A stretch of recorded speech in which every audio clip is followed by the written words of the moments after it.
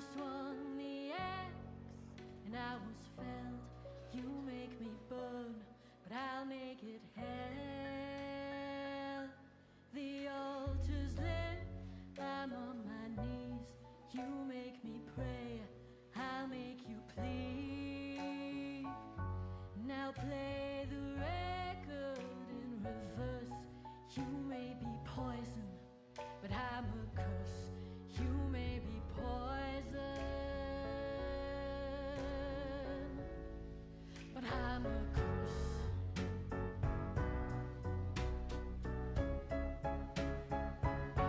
And when you come up from behind, I feel your breath, you can't feel mine. You raise a hand, I say the words. You may be poison, but I'm a curse. You may be poison,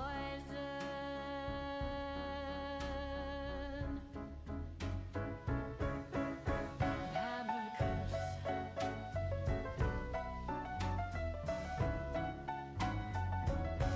Oh, broken man, play me a tune.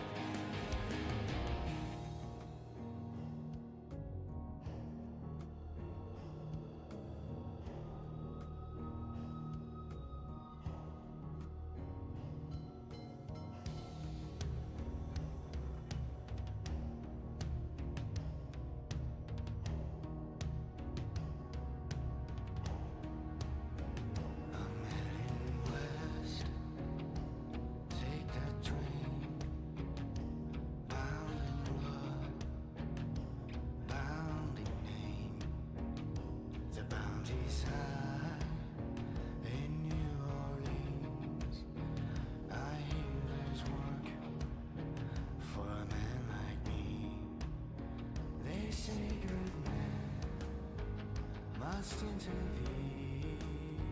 I have to wonder, is this a nightmare or is it a dream? Oh my dream, for a man like me, there ain't no other than New Orleans. 3 years counting, expect to shine. There's gonna be trouble, just like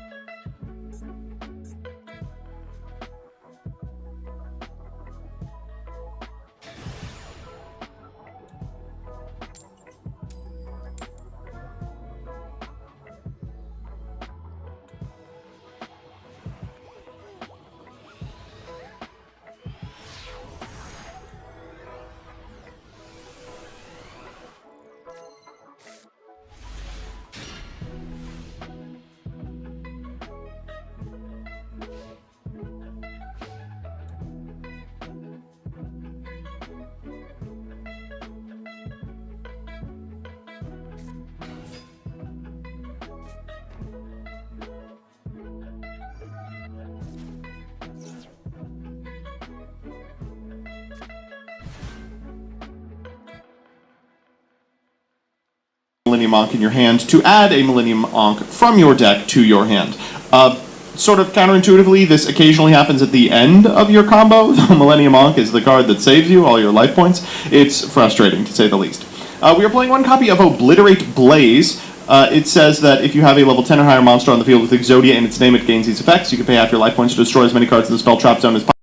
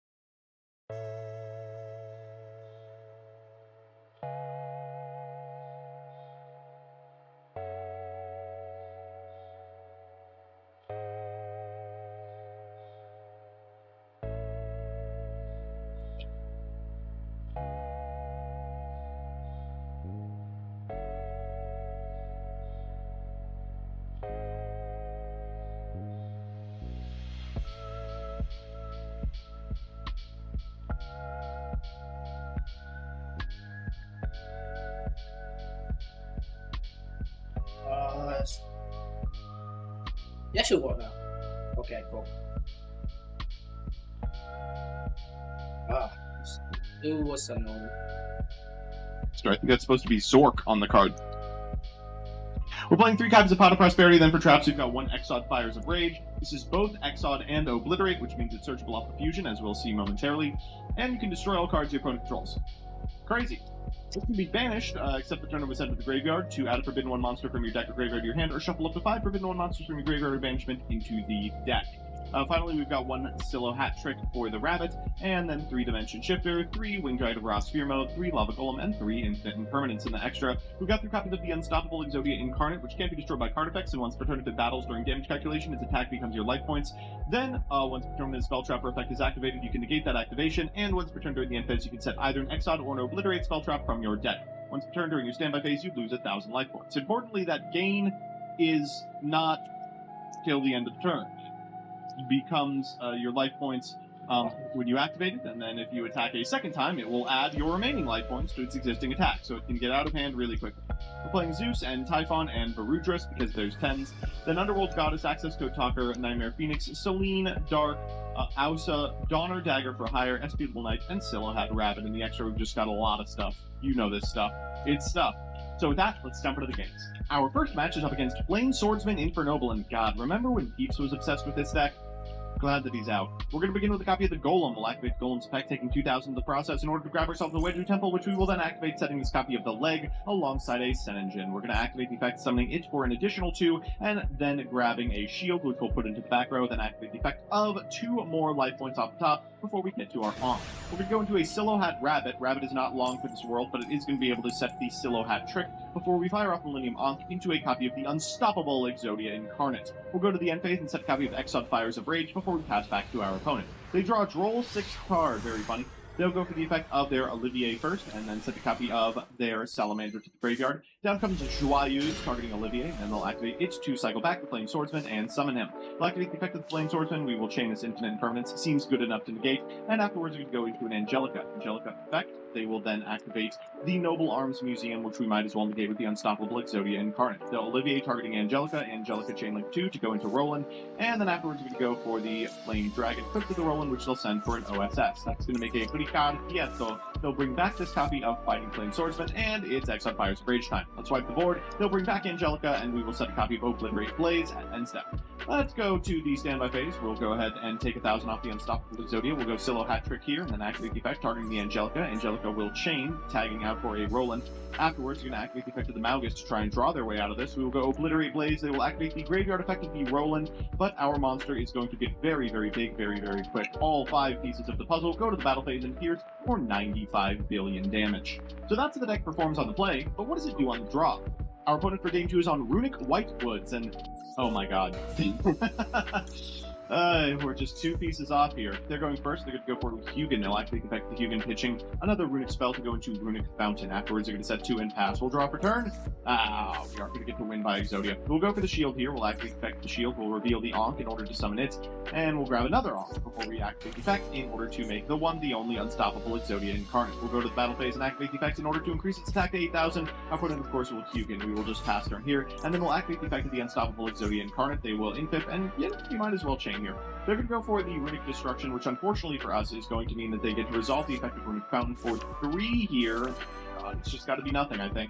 And they do find a Toy Tank and 1 Whitewood card. They're going to lead with Smiting Storm. No, not my pieces! Okay, they actually did miss the pieces, thank goodness. They'll Runic Fountain for 1, and thank goodness they finally found a starter. Here comes Elzeth. They'll go Toy Tank in order to summon it back, then they'll summon this copy of the Stellar. They'll activate the effect in order to grab a copy of Sylvie, and then afterwards they can trigger the Graveyard effect to reset the Tales of the White Forest. They're going to grab a Woes before going into the one, the only Reclea, and then they'll activate the effect of the Woes and the Esteller in order to set the Woes and summon back the Esteller. Next up is the Abel. They'll activate the effect in order to grab back this infip, and they'll go ahead and cycle this copy of Sylvie as well. Finally, they'll go into Silvera, at which point we are prompted with the Exiled Fires of Rage. Let's go ahead and get rid of the entire field as they set 1 card. They realize they can't kill us on the Crackback or stop the Exodia, and they will concede. So it's time for game 3, and you know what that means, a best of 3 versus meta. Our opponent's playing, thank God, not Fiendsmith Snake Eye. They're playing Fiendsmith Ubel, which is at least a little bit better. We're going first game 1. We're going to begin with the Shield of the Millennium Dynasty opening. This is great because it gets us Ankh before we have to pay 10 billion life points. We'll go ahead and grab our Unstoppable Exodia Incarnate. They will go for the Veiler. We can't trigger its end phase effect, which is hilarious because we've actually drawn the Exiled Fires of Rage. They're going to go for the Fiendsmith and follow it up with a Tractus. They'll go ahead and grab a copy of Lurry and activate the Graveyard effect of the Lurry, summoning it before they go into a Requiem. They'll activate the effect of the Requiem for a Fiendsmith, and then afterwards they can activate the Requiem targeting the Fiendsmith, and then the Fiendsmith targeting the Unstoppable Exodia Incarnate. Thankfully, we do have this copy of Infip to contest that. We will keep our Exodia, but they will go Fiendsmith in order to summon him, and they're off to the races. Down comes the Sequence. We'll Exile Fires of Rage to get rid of it, and they will normal summon a Samsara D Lotus. No! Spirit of Ubel is going to trigger here in order to get them a copy of Nightmare Pain. They'll flip up that Nightmare Pain and cycle for the Lotus for the Phantom of Ubel prior. We will try and negate the effect of the Nightmare Pain, but they have planned for it by using the effect of the Phantom of Ubel to tag into a Spirit of Ubel into a Ubel. Finally, Pain is going to pop that sucker, and they will trigger the effect of the Ubel for the Terror Incarnate. Next up is Grave Squirmer. That's going to be summoned, followed by an Unchained Sorrel of Yama. They're going to go ahead and activate the Graveyard effect of Grave Squirmer, bring back the Spirit of Ubel, make a Rage, and then Sharvara popping the Rage in order to summon the Sharvara, trigger the effect of the Rage and the effect of the Yama in order to summon out both the Fiendsmith and cycle back the Spirit of Ubel. Finally, they're going to make a Phantom of Ubel and a Wave Hiking Caesar before setting a Abominable Chamber and getting over for a ton of life points. We are down to 2 hundo. We draw for turn, and let's just go next. Pretty debilitating loss, but thankfully our game 2 hand looks a lot better. And right there, for instance. We'll go for Wedju Temple to begin with. We will set that hand with a Sinenjin. We'll activate the effect in order to summon it, then activate its effect, grab a copy of the shield, shield into the back row. We'll pay an additional 2 in order to summon the shield, and the shield is going to grab us the Ankh. From here we can activate the Ankh, and the Unstoppable Exodia is now out. We have brought him to the field. We'll shuffle everything back, set 1, activate the effect at end step, and go for an Exiled Fires of Rage. Our opponent's going to draw for turn and infip the Exodia. No, that forces our negate. They're going to Cosmic Cyclone next, and they do hit the Exiled Fires of Rage. Things are not looking good. They're going to go to main phase into an opening of the Spirit Gates to grab them a DBB. They're going to activate the effect of the DBB in order to grab another opening of the Spirit Gates and the extra normal for Chaos Summoning Beast into Moon, into Requiem, into Ash Blossom.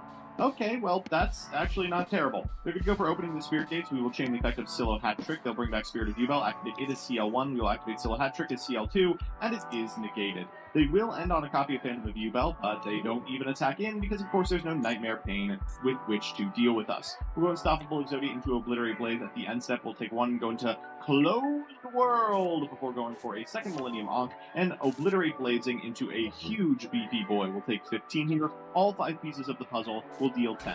Okay, looks good. So it's time for that all-important game period. God, wow. Non-engine much? They're going to go opening the Spirit Gates for the Chain Dimensional Shifter. Afterwards, we could go ahead and normal summon a copy of Dark Beckoning Beast, using it to grab a Chaos Summoning Beast, following it up with Mature Chronicle, extra normal on the Chaos Summoning Beast into SP Little Knight, into a Phantom of Yubel from hand, and pass. We will end step go Magnemite, targeting this copy of Dimension Shifter, then activating the on-field set, resolving it to get a copy of Druis Worm, and then drawing for turn. That's not a bad one. We'll go Pot of Prosperity here. We gotta find something off the top. Ooh, not good. Okay, the Lava Golem at least deals with the board. We'll go for the Golem afterwards. We'll take a fat 2. Then afterwards, we will go ahead and grab the Wedju Temple, activate the effect in order to go ahead and set this Crystal Beast Cobalt Eagle into the back row where it belongs, and then shield into an Ankh. We'll activate the effect of the Ankh and summon our Unstoppable Exodia Incarnate, shuffling everything else back and increasing our Exodia's attack to 4,000. We're getting in for a fair amount, but not the end of the game amount, and then we'll set a copy of Exotic Fires of Rage as our opponent draws for turn. They're going to lead with this copy of Tractus. We will negate it with the Unstoppable Exodia Incarnate, I believe, then they'll normal summon Aluria, at which point we can Exotic Fires of Rage to wipe the board, prompting a pass. We will go ahead and set this copy of Obliterate Blaze, draw for turn, and this should be all she wrote. Let's just activate the effect, take 1,000, go for the effect of the Exotic Fires of Rage in order to add back the head, and get in for lethal with head on field. Who said these pieces did nothing? So we're back with the deck, and wow, didn't expect that, but happy to have seen it happen. Let's do the pros and cons. First, with the pros. 1. Millennium Ankh as a singular card gives you both a spell trap negate tied to a monster that can't be destroyed by card effects, and a chainable board wipe trap when you go first. If you could hard draw it going second, you get an 8,000 attack body for a surprise OTK, a la Utopia Double. 2. Set Engine just gets you full combo, and so does Wedju and Golem or plus any monsters. The deck is quite consistent, with accessing its boss monster at a minimum, and fairly often. 3. The deck doesn't use its normal summon, so you get to play breakers like Lava Golem and Sphere Mode that are just anti-synergy and other strategies. There's also a fair amount of non-engine space, and it can play Shifter without issue too. And the cons. 1. The deck is very vulnerable to Ash, and Droll, and Ogre. An Ash or an Ogre on shield cuts you off from Ankh, which reduces the ceiling of your board massively. Not seeing Ankh in your hand means you pay a lot of life points, sometimes down to 2,000, weakening your boss monster and putting you at an easy risk of OTKs. 2, your most standard end board has a powerful board wipe and 2 negates, but that's it. It's not much, and it's centralized around the board wipe, keeping your opponent out of the game. You have to hold your interrupts as much as possible and time them for maximum disruption, or you'll get punished. Beansmith is a huge problem for this because you have to negate Tract, or at least Engraver equipped with Requiem, or the board wipe is going to be wasted. And finally, 3, the engine requirement includes 5 garnets that do not do anything unless you draw all of them. I'm sure you're going to pull off an Exodia win once every so often, but many hands are going to have 1 to 2 dead head pieces just rotting. Overall, as fun as this deck may be, it's more of a cute gimmick and less of a rogue strategy. For now, it seems like the only purpose of Millennium is as free bodies for Beansmith. So that's that. These 10-minute sessions are subsidized by, and occasionally suggested by patrons. So I'm going to rattle off names of some of the higher tier ones right now. Thank you all so much. Without you, this wouldn't be possible. Sliper274, Elena Tincher, Alex Perea, Allison Elliott, Ali, Brett Henry, Tanner, Seaweed, Darkmaster Zork, Derp and Dragon, Devin Senpai, DJ Elefante, FPS Lord Derp, Gravity, John Piet, Juan Cruz Avila Zati, Night Mary, Legal Rights, Lockstone, Luis Hernandez, Master of Faster, Matthew M. Derezzo, MBT Plana Dolce, Mike Carlotti, N54 Lionheart, Nebula Yu-Gi-Oh!, Project Mercury, Rose Lapine, Troy Says Bio Erasure is Gay, Vincent Storm, Who's Nick, Wonder Waffle, Your Pot of Greed Does What, and Yuki.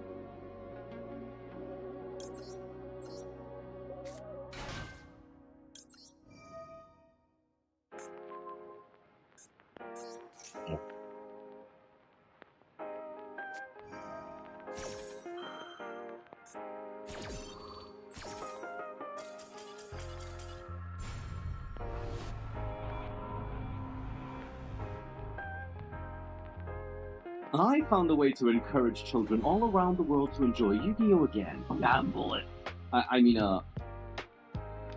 Dueling with randomized mills off the top of the deck in order to accrue mathematical advantage against your opponent by creating physical inevitability of triggering multiple card effects you so desire. It's time to get it twisted. You do. Use a bunch of replays against meta decks, showcasing the power of setting 5. In a deck, you wouldn't really think to do that in Tiaramits. Let's begin.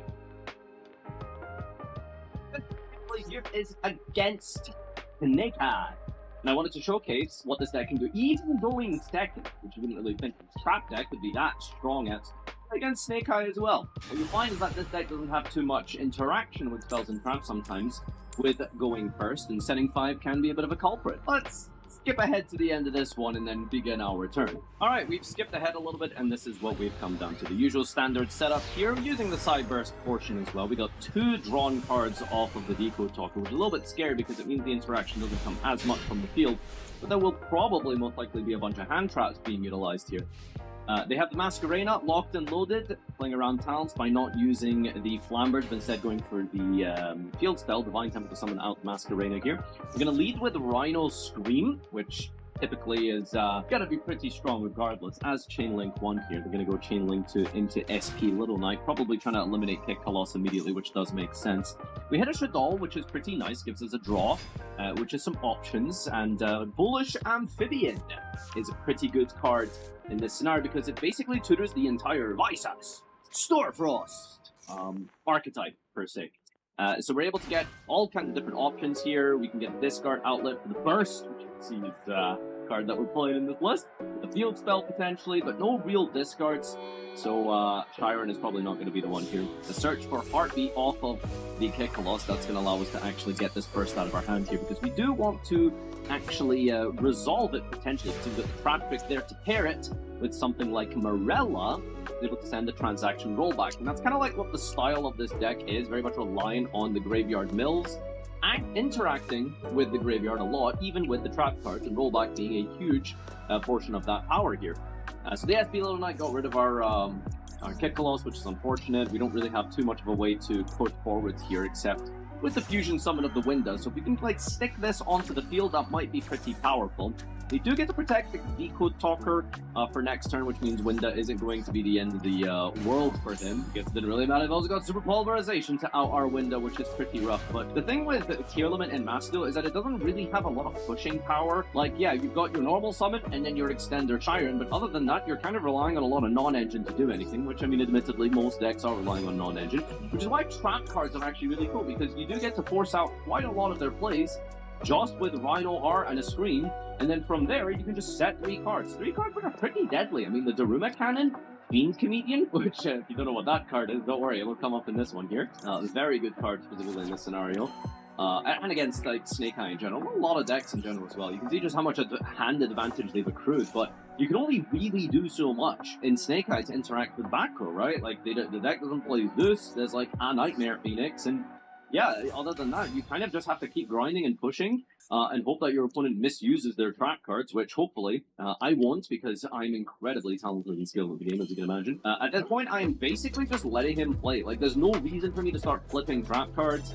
I might as well just let him, you know, exhaust all of his resources, his extra deck, just allow him to push through. Nothing, essentially. You're not really advancing the game state. There's a whole bunch of special summoning and activation of cards happening, but nothing's really happening if you think about it. Now, there's a really cool interaction. We use Rise to Full Height. This card is basically Threatening Roar. Now, you think Threatening Roar isn't that good of a card. Yeah, of course it's not. But it's a free mill that you can chain to target a monster here, namely the Tier Cash, and that won't be able to be... they basically are Threatening Roar for the whole turn, because they can only attack that monster, and since that monster is no longer in the field, well, they can't attack, essentially. Now here's the Fiend Comedian. We call the tails on the coin flip here, and it either banishes the whole grave or mills cards equal to the number of cards in their graveyard. So going second, if they have a full grave of, like, in this case, it was like 15 cards, we either banish their entire grave, killing their Flamberge, or we mill 15. And, you know, playing Tearlament, milling is, of course, very powerful.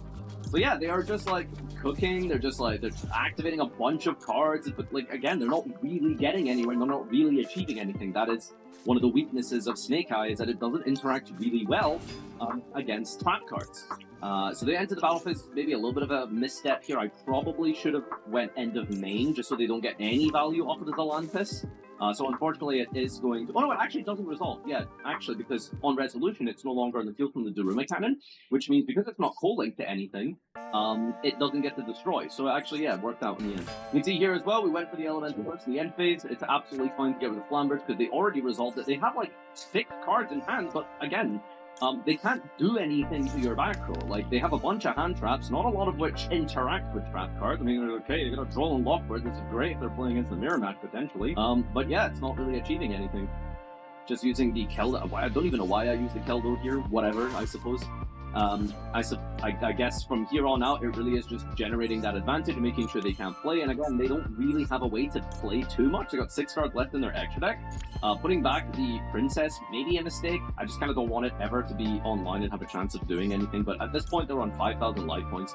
What can they realistically do? This is basically just a formality at this stage. We're just activating cards, we're having fun, we're having a great time, and they basically can't do with the power of 7-5. We get very good mills here. We're also playing King of Final Warrior to send back Jack, just good like graveyard stuff in this deck. And of course, any of the graveyard stuff you draw, some of them not ideal, you can just use them as discard outlets if we play the Dynamicious for effect as well, which works kind of nicely. You can see we just make a full board and they just have to quit. Okay, bit of a blooper reel here, but I don't know if you've ever seen this before. The game is completely frozen, the victory hasn't come up, and I'm gonna have to restart my client. Just thought I would include this for fun, I suppose. This one we're going second and it's a mirror match, and I guess obviously to showcase the power of this deck, I didn't really want to do too many like mirror matches per se. I wanted to focus mostly on meta decks and like Snake Eye and stuff, but I just had to show this. So anyway, our opponent's playing an absolute cooked build of Pier, by the way.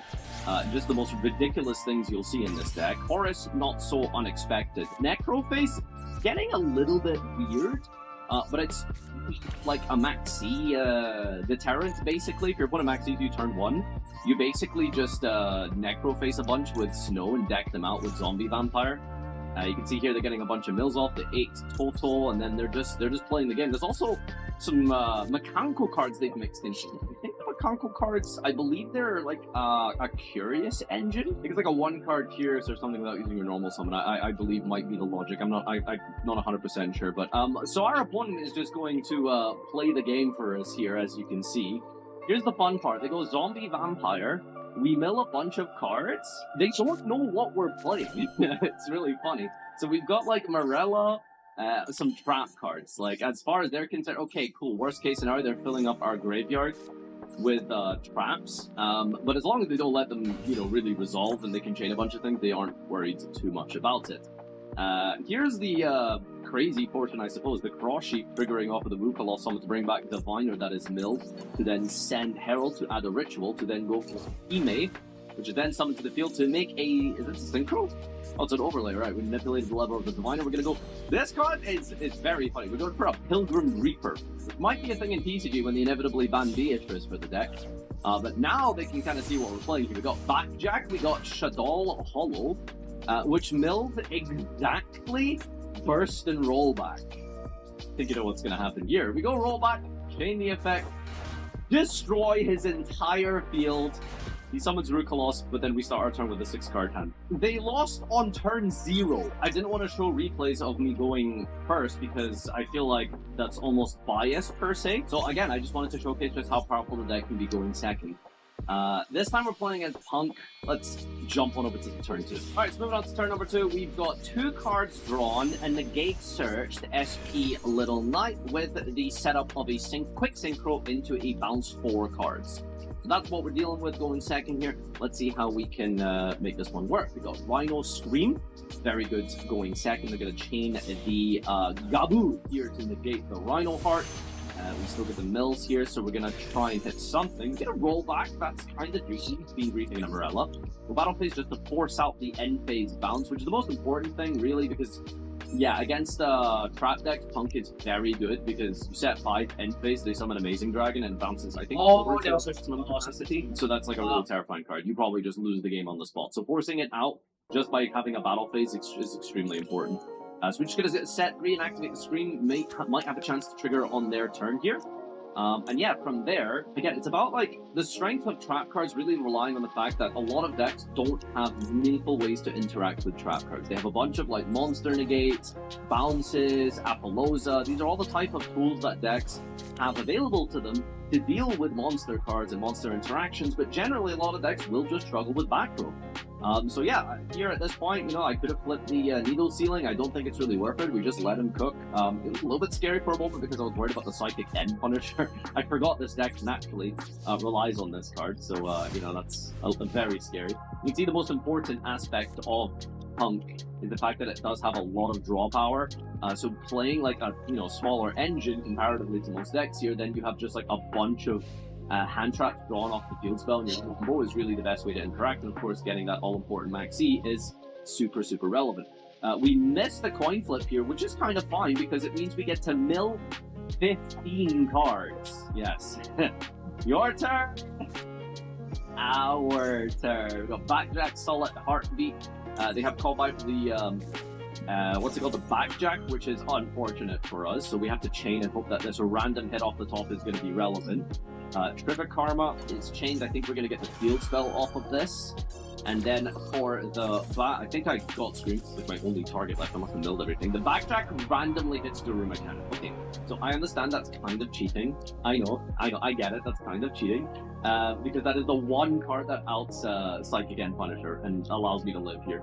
So they go battle phase, they attack Daruma Cannon. Why does this interaction work? Well, you see, Daruma Cannon affects the player. If a card can't be set, which you can't because it's unaffected, then it sends it. So it kind of treats it like a Link monster being sent by the opponent, which is why a Towers is outed by Daruma Cannon. We're going to go end of main here and go Dino Mishis, hit the King Sark just so they can't play on main phase 2. We don't want them to have too much ability to do stuff on our turn here, so I think just going for the main phase 3 approach of playing on your opponent's turn is the best way to approach this. Just building a field during your opponent's turn, once you've got those trap cards online, is really, really good, and one of the best things about this deck is like you are actually just playing on your opponent's turn here. You can see we've got a bunch of mills, we've got the Shire in, we're going to fuse with a face-down Paleo, which is one of the cool things about the Paleos, is that whenever they get cooked, usually from your own Daruma Cannon, you can use them as fusion fodder for your Kaleido Heart. Normally you can't because they are unaffected monsters, which is weird because, you know, they make them unaffected only by all players rather than just, you know, only your opponent, which is why you can't normally use them. But occasionally this interaction comes up and it's very good. It feels a little bit weird to like needle sealing my entire field pretty much, but I'm not too worried about it because, again, like milling 5 more cards with tier cash, with kick palots, and then I have full follow-up in my hand. You can see we basically put them down to nothing here. There's no hand traps coming out. They've exhausted most of their resources. From this point onwards, it really is just a case of make a big guy and attack per game. I mean, we can basically just go Kaleido Heart, attack, they're on 37. Punk pays itself down quite a lot. We have a face down, and we're basically good to go. And there it is, the end of the duel, just with a simple fusion after putting them on no cards. They've exhausted all their resources. And just for the sake of showing some diversity in matchups, this time it's against Labyrinth. I will go first, but it's going first with a very weak hand. It's not that good, really. There's a couple of interactions we have here that are decent against Labyrinth, but overall, it's not the strongest hand, and why I wanted to showcase this. So it looks like they top deck Chandelier per turn, which is why they didn't use it in the end phase. Reactivate this card called Dice It. Dice It isn't the greatest card, but on average it will mill 3. Mostly because of the fact that it's a normal trap card you can trap trick for, or interact with Backjack with, or copy with Rollback. So it's just more normal trap cards that also are acting in some kind of an engine way. We get lucky, we hit 6, milling 5 cards, but just didn't really get anything relevant, unfortunately. We're going to go end phase and pitch with the Trivia Karma. That means we can set up the next turn for a search here. No Ash Blossom, so it's probably safe to just fire off the Grass Looks Greener. Doesn't look like we're going to do that just yet, actually. Yeah, you're just trying to bait out as many cards as possible. It's really funny because Lady is a bit of a nuisance for the deck, being untargetable and indestructible. But it's important to note that they have normal trap cards that activate, which then allow you to trigger your Paleo. It's a good way to interrupt Lady. Remember, you don't want to have normal trap cards activate in response to their, or before their Lady, because then they get free advantage. There's a bit of an awkward situation here. They have full life. We kind of need to push quite hard to just deal with a single Lady. So it's like, how much do we play into this with Maxi? That's kind of like the awkward situation we've got ourselves in right now. Especially with the fact that they've got a big welcome online. This was maybe a mistake. I think I probably should have chained the Medora to interrupt the chain so that the Lady cannot set from the deck, and instead I choose to summon a Paleo. which is really good advantage because I might be able to get into an Opabenia to search some more back row. But the problem is that is more cards for them for free. A little bit of a decision-making point here to weigh up here. Unfortunately, I can't use the Paleo as a fusion fodder here because it's unaffected. If only it was face down. That's okay, we got a Rhino Heart in hand here, we get to go into Kick Coloss. And then, I don't know, like, do we decide to, like, combo through here? I don't actually remember, but, you know, the deck has a lot of options to it. Chaining the Fiend Comedian in response to the, like, the entire field here. Or chaining the Graveyard from the Labyrinth deck, which means we either get to mill a bunch or banish the whole grave. Let's see what we hit here. We call heads, and it is indeed heads. So we will banish the entire grave here. That is 5 total cards. Lady's negated, Kick Coloss is negated. So Maxi and a skill drain, bit of an awkward situation for us. There's a reason I didn't set the crime, probably because there's just no way to get a monster to my hand, so I might as well just leave it on the leave it in the hand here. Probably worth setting. Here's that threatening roar interaction. We go rise to full height, target Medora, chain the Medora. Nothing in his graveyard that's really relevant, so we're just going to put back our own cards, maybe top deck something. Chain the Backjack, get a spell card. That was really unlucky. I think I hit 3 spells off the top there, so it is what it is. This right here, however, is a bit of a cool interaction. So we're going to go into a Sky Cavalry. We're going to go battle phase. We're going to attack. This fulfills the summoning condition of Zeus. Main phase 2, we're going to make Zeus. And here, we activate the Zeus. And then we chain the transaction rollback to chain Needle Sealing to destroy all cards on the field. Which means on the resolution of this chain, the Zeus will resolve off-field, dodging the skill drain, and basically winning the game for us, because we also get to resolve Kick Coloss and mill 5, as long as those 5 mills are decent. So, you know, they resolve Lady, we don't really care about that. They have a full field, doesn't matter, it's all going to be sent. They do get to refill their grave, I suppose, for the Transit. New animation! Huge, huge, huge. Never, haven't seen that yet in-game.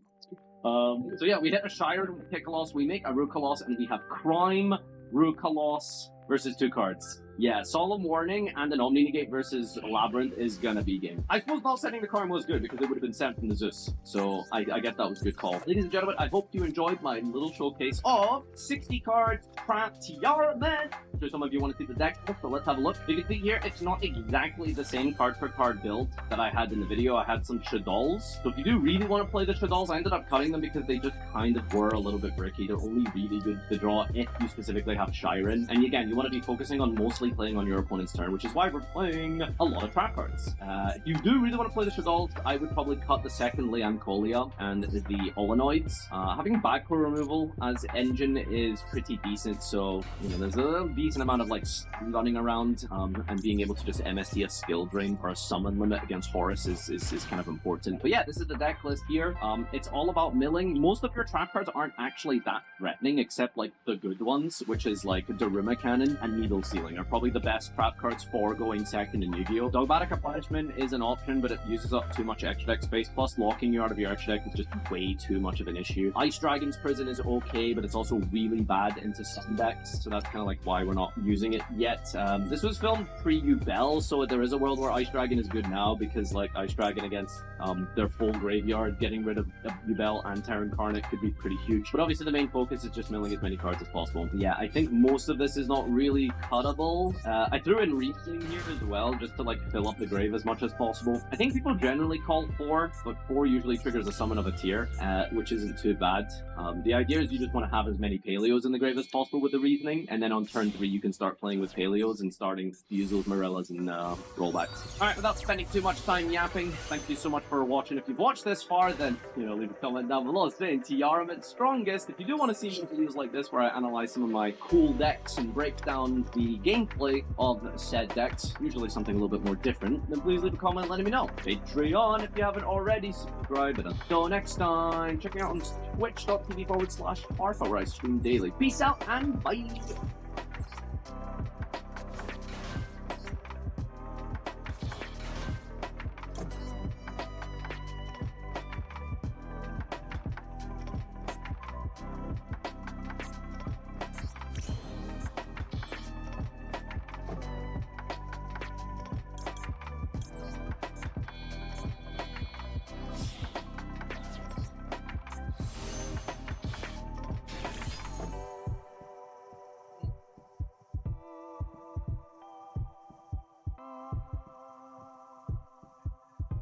What's up guys, this is Miasin, and today I am extremely excited to show you guys my Raziel combo video and deck profile. It took a while because this was announced a while back, but ever since it was announced I was really looking forward to making a video on it because it reminds me a lot of Mech, which is a deck that I like a lot. It's a deck that I find to be really technical even though people play it linearly. This deck is a rank 4 turbo deck and it can't really do anything else because you're locked under rank 4 Xyz monsters for the rest of the turn after using pretty much any Raziel effect, which is completely fine because the rank 4 toolbox is one of the best in the game, so I will take that any day of the week. This deck is a very good under shifter. As a matter of fact, you can play shifter yourself if you really want to, and you can just do a bunch of nasty things. This deck is super consistent, you will pretty much never break, and it has inherent answers to floodgates such as skill drain, because you can go for the X Raziel, the card that you're seeing right here, and then send Mirologic Aggregator from the extra deck to the graveyard to summon it, and then Aggregator can negate the skill drain. So you can just do a bunch of nasty things like that. You can just all kinds of floodgates.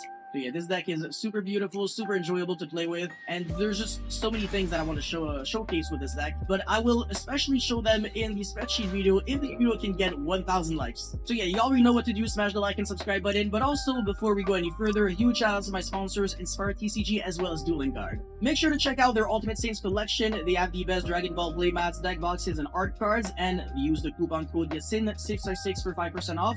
The link will be in the description, and with that being said, let's get right into it. Alright, so first things first, X Raziel, 1-card combo beats Nibiru, absolutely beautiful, right? So you're going to be sending the Aggregator or anything, but Aggregator is a good material to have later on.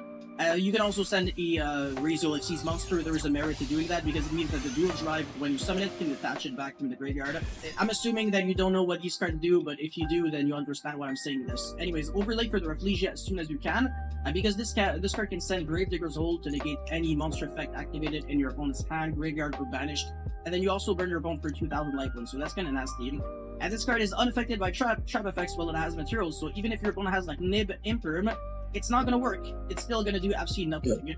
Yeah, overlay for your dual drive, and then we get nibbed, we can send a Gravedigger, and then burn our opponent for 2k, and then use the effect of dual drive, detach 2 materials. Even if our opponent had the ghost over here, we can negate that, so if our opponent has any one hand shot, it just doesn't do anything. Yeah, this card is going to be searching 2 cards, which is going to be the field spell as well as the plugin. The plugin is a monster reborn, and also attaches one Raziel monster from the deck to one of our Xyz monsters. So even if one of our monsters is out of the field, no worries, it's not the end of the world. And it attaches to any rank 4 Xyz monster you control, so even if your non-Raziel monsters, they can still benefit off of that free material. Anyways, the Note Raziel is also a monster reborn by ditching a card from the hand or field to the grave, but it negates the effect of whichever monster you summon, which is not the end of the world, because usually we're just going to be using it as a material right away. And we can get for the Dreadnator, which is pretty much the MVP of the deck. This card has 3 effects. So the first one is not once per turn, not hard or soft once per turn. As long as you have materials, you can keep using it. So when your opponent activates a card effect, you can detach 1 material from this card, then target 1 card on the field and destroy it. That is absolutely nasty, and also the other 2 effects are hard ones per turn. So if this card is special summon, you can attach 1 monster from your grave to this card as a material. This can work really well with cards like Mirologic Aggregator, because again, it gets this effect generically just when it's sent to the graveyard. And if an Xyz monster you control will be destroyed by battle by card effect, you can detach 1 material from this card instead. So even if your opponent has Regeki, it's not going to do too much because you can just protect all of your monsters from the Regeki. Anyways, you're going to be attaching back your Aggregator, and then field spell, shuffle back 2 Raziel cards from the graveyard into the deck, and then draw 1 card. And just like that, you have a decent amount of interruptions, so the Dreadnator can destroy 3 cards, and then it's also going to be detaching the Aggregator, which is going to be negating another card. And then the Dual Drive is just a follow-up for next turn, and their Rafflesia can send the Raziel Trap Hole, which is kind of like a Treasure's Trap Hole, because you can destroy face-up cards your opponent controls up to the number of Raziel Xyz monsters we control. So we can destroy 3 face-up cards. I don't know if it's like Raziel Xyz or it's just like rank 4 Xyz. I think it's Raziel Xyz, but I could be wrong. Either way, it's a really good card. So yeah, this is a very nice end board off of just 1 single card. That is also Nibiru proof, so I will take it any day of the week. Anyways, let's get into combo number 2 now. Alright, so this time from Nibiru, and then if we summon another 5th monster, then we can get hit by Nibiru. We cannot do anything about it, we have to let it resolve. But on the resolution, Raziel Cross is an interesting card that also bypasses Ghost Over because it doesn't activate. It just happens. So it's a continuous effect where when an opponent's activated monster effect resolves, you can detach 1 material from a Raziel Xyz monster control, and if you do, negate that effect. So we can negate that Nibiru just like that, and again, Nibiru Ogre would not beat us here. So that's one of the beautiful things about this card. and then we can overlay for the Dreadnator, get back Aggregator, and then draw one card. So yeah, we don't have the Rafflesia, but it's still a really good combo, and we get access to the field spell very early before we get the 5th summon, which you can say is a really good one. Maybe a little less good than the X and Ice Raziel combos, but still, nonetheless, I will take. Now, another really cool thing about this deck is that even if you just draw 2 level 4 monsters that you can summon on your field, you can still combo through Nibiru. So again, this deck is just super consistent. Yeah, first things first, if you got the card like Sakitama, for example, really good extender in the deck, you can summon it, and then summon another monster. It could even be like the Molchami monsters like Furaros and Perolia, and then make your dual drive, get your field spell, as well as the Sword Raziel, special summon it because we control a Raziel monster on the field or in the grave. That's the reason why the combo I just showcased, we have to normal summon the Sword Raziel. It is unfortunate because usually you want to special summon those cards so that you can normal summon the Ice Raziel. But yeah, now the Ice Raziel is not going to be a really big part of the combo because we already used up our normal summon.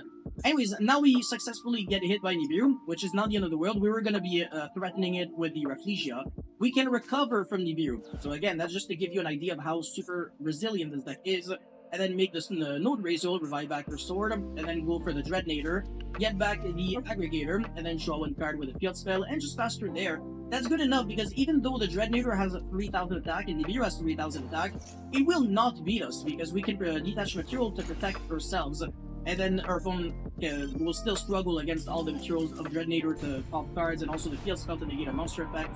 So again, all of that with just 2 level 4 monsters through a Nibiru that actually resolved. It's not like we have to cheese it with Rafflesia or the field spell. It really just speaks volume on how fantastic this deck is and just how many options you have.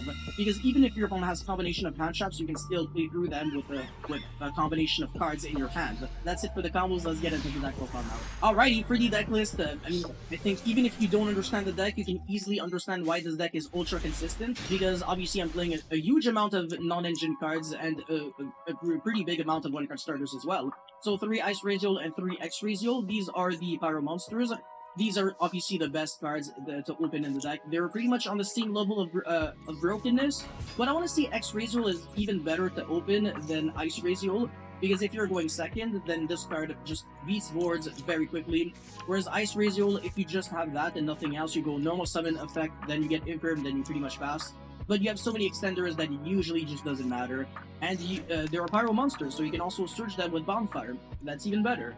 But yeah, obviously you want to max out on them, and then 3 Sword Raziel as well as 1 Node Raziel. These are the Fire Thunder monsters because you can search your Fire Thunder with X Raziel, and you can search your Light Pyros with Sword Raziel.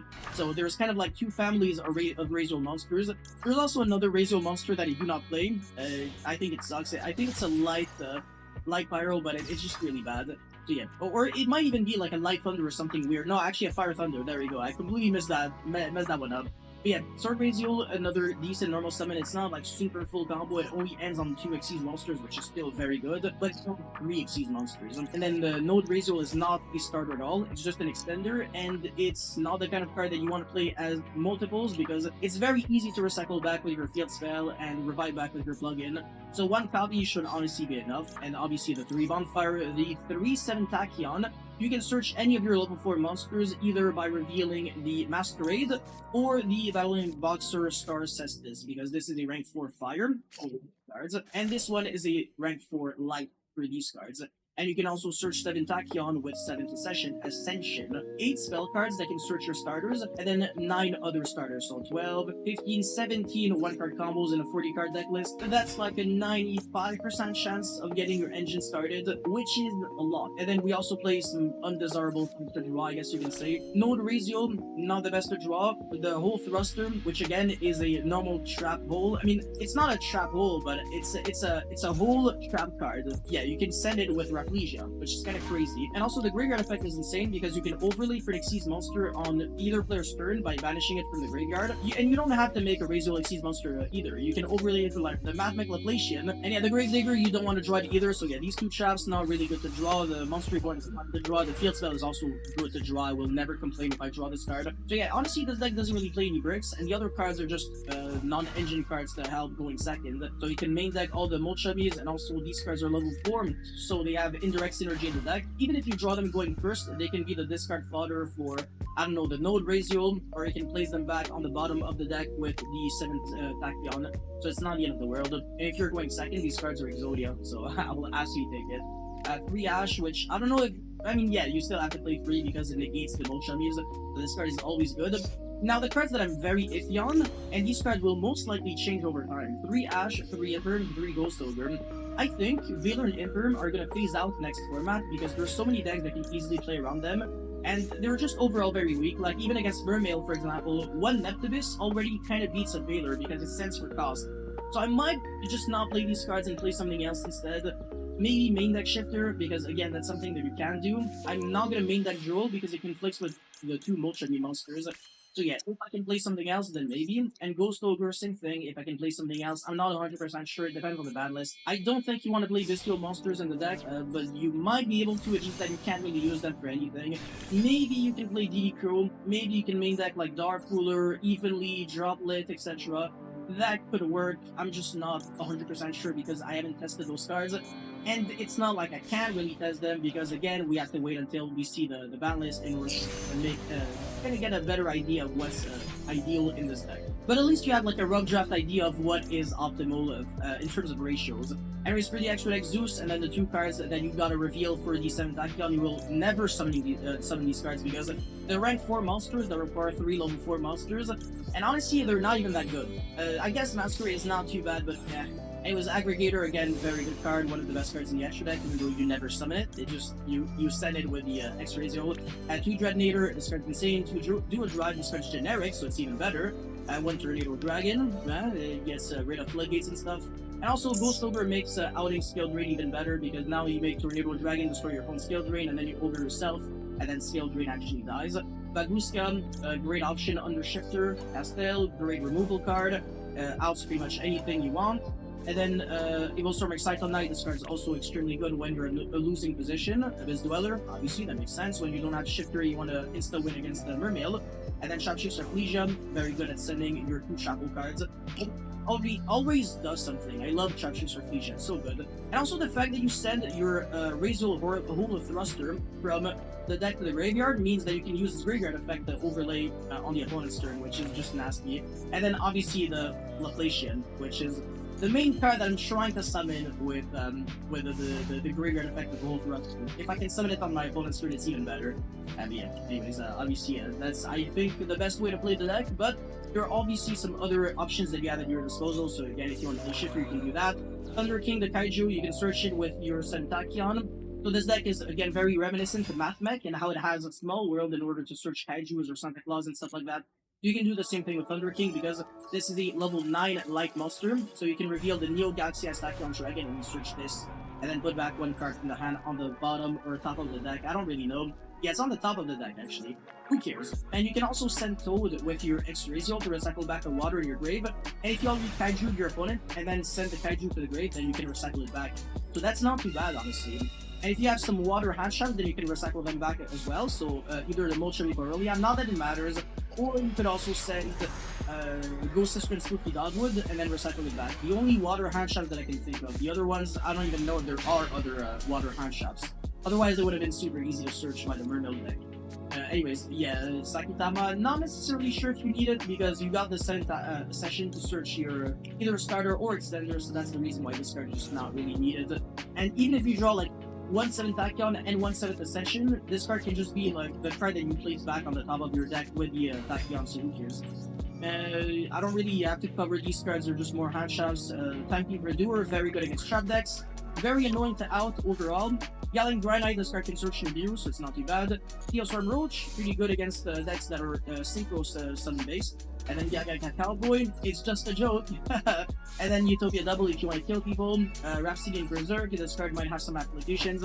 And Small World if you want to make this deck even more look like a Math Mech deck. But yeah, that's it for my Raziel video. Obviously, it's not like this is going to be the only one. I have way more Raziel content coming up very soon. I really like this deck. I think it has a lot of potential. And there's a lot of different ways to play it as well. Because a deck that has space for 18 on engine, obviously it has the space to play splashable engines as well. So yeah, maybe you can can play like Exorcist or Raziel, that might make sense, but not with Martha. Martha doesn't really do anything here. Maybe you can play like a very small package so that you can still summon Magnifica, but I don't know, it's like a rank 8 monster, so it kind of clashes with your other monsters, and also you're gonna lose really hard to Nibiru now, so I don't know if it's really worth it. Maybe pure Raziel is the way to go. Anyways, that's it for this video, guys. Thank you so much for watching. Don't forget to like and subscribe, and I'll see you guys very soon. Peace.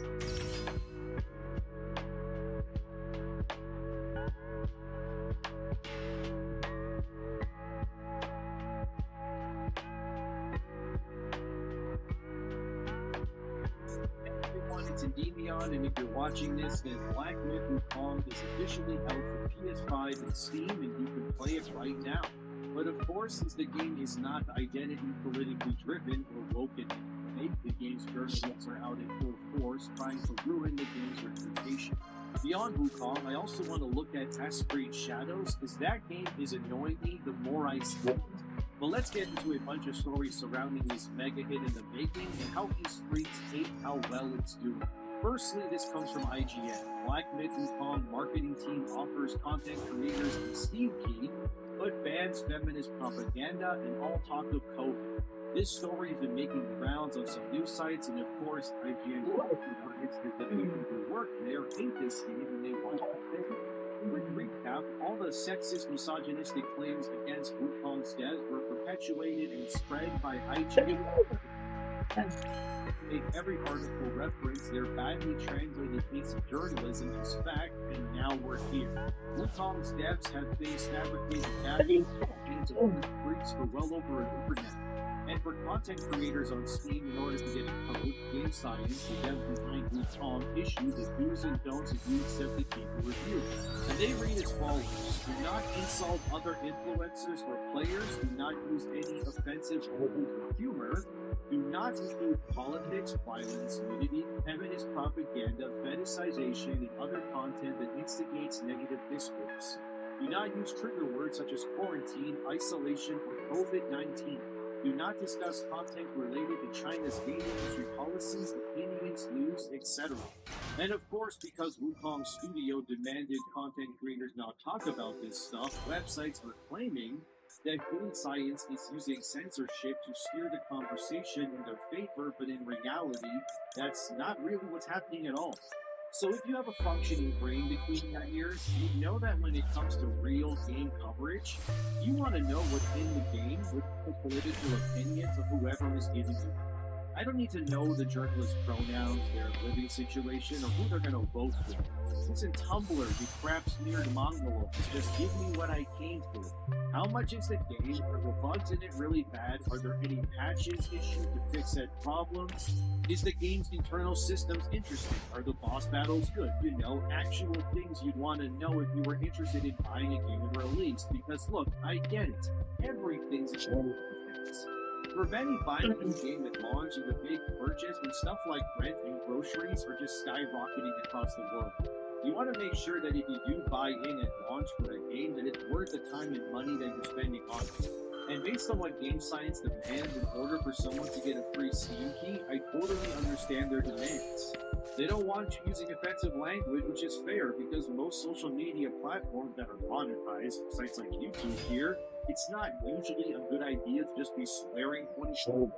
It could affect your monetization. It could even lead to age restricting the entire video, which in case if you didn't know, if your video is age restricted, you can just say goodbye to your views and analytics doing well because your video will crater as only people labeled as 18 or over are now able to watch the video.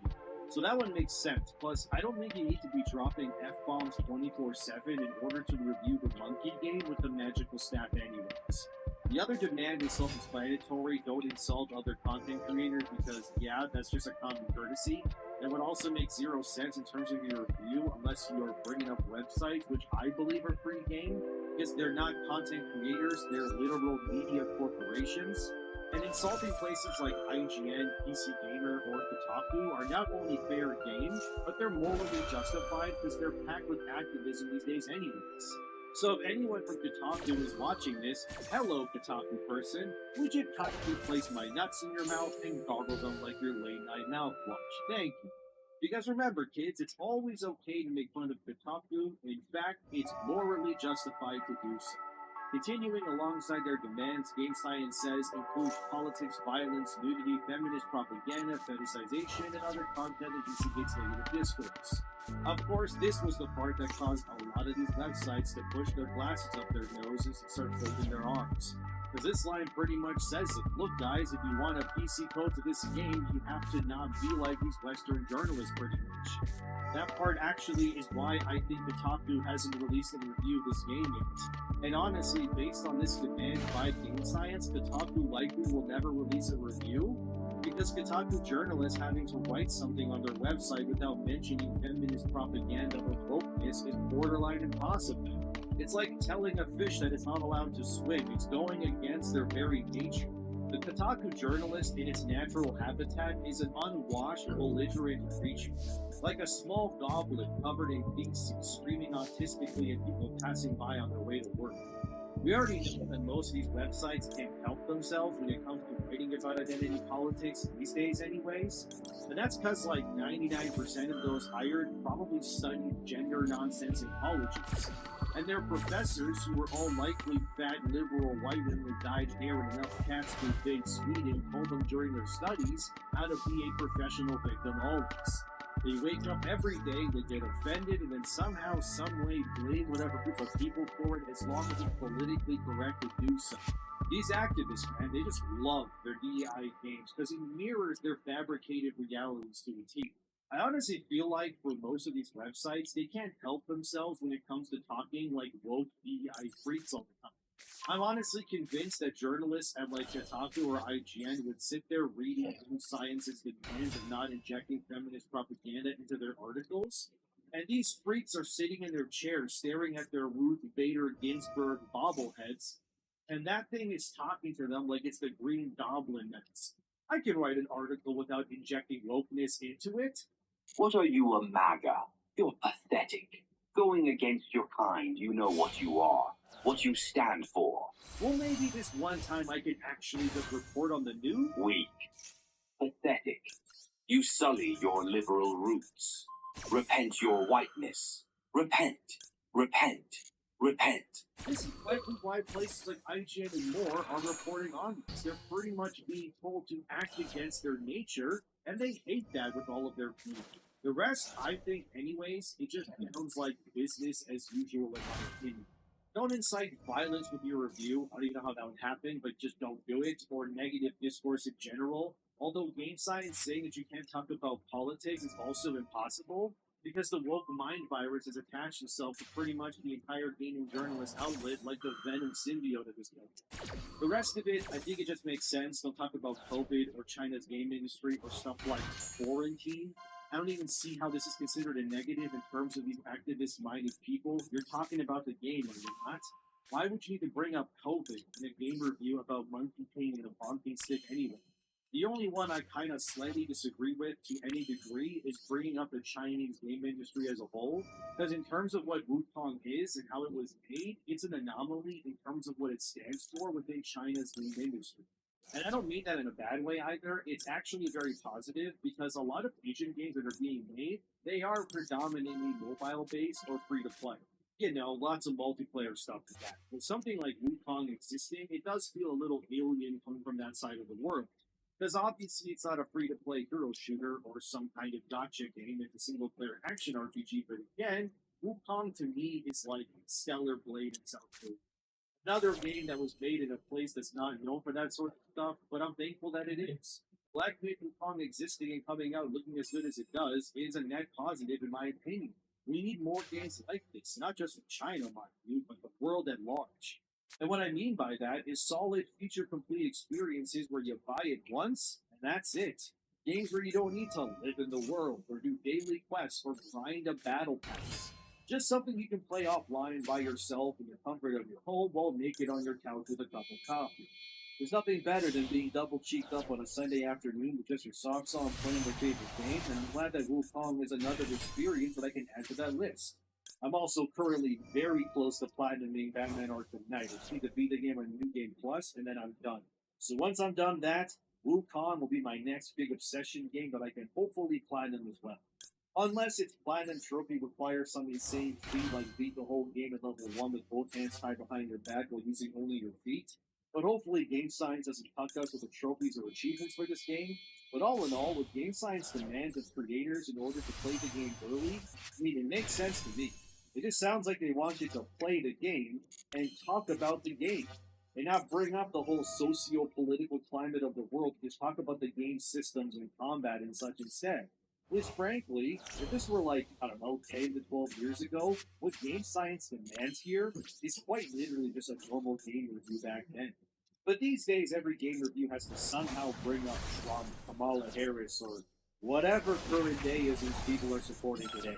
It's funny that they're reporting on this because it's just journalists telling on themselves for the entire internet to see. Like, can you believe these Game Science guys? They want us to just talk about the video game and its core systems and what we enjoyed about it without bringing up our pronouns or our political views on the world. Well, that's just unbelievable. I know, crazy, right? It's almost as if Game Science just wants you idiots to do your jobs without turning their product's review into your own personal Tumblr. It's a game review, IGN and Kotaku. It's not your place to trauma dump on somebody who wants to know about the game systems. And not how your stepdad used to roundhouse kick you in the teeth for burning the tuna casserole when you were 10 years old. Even the Twitter comments from IGN posting on this article echo this too. Yup, I agree. Be professional, tell the truth, and focus on the subject matter. It's not difficult to understand. Then another person said, good, sounds like a net positive. And then this person said, good, none of that garbage belongs in the game.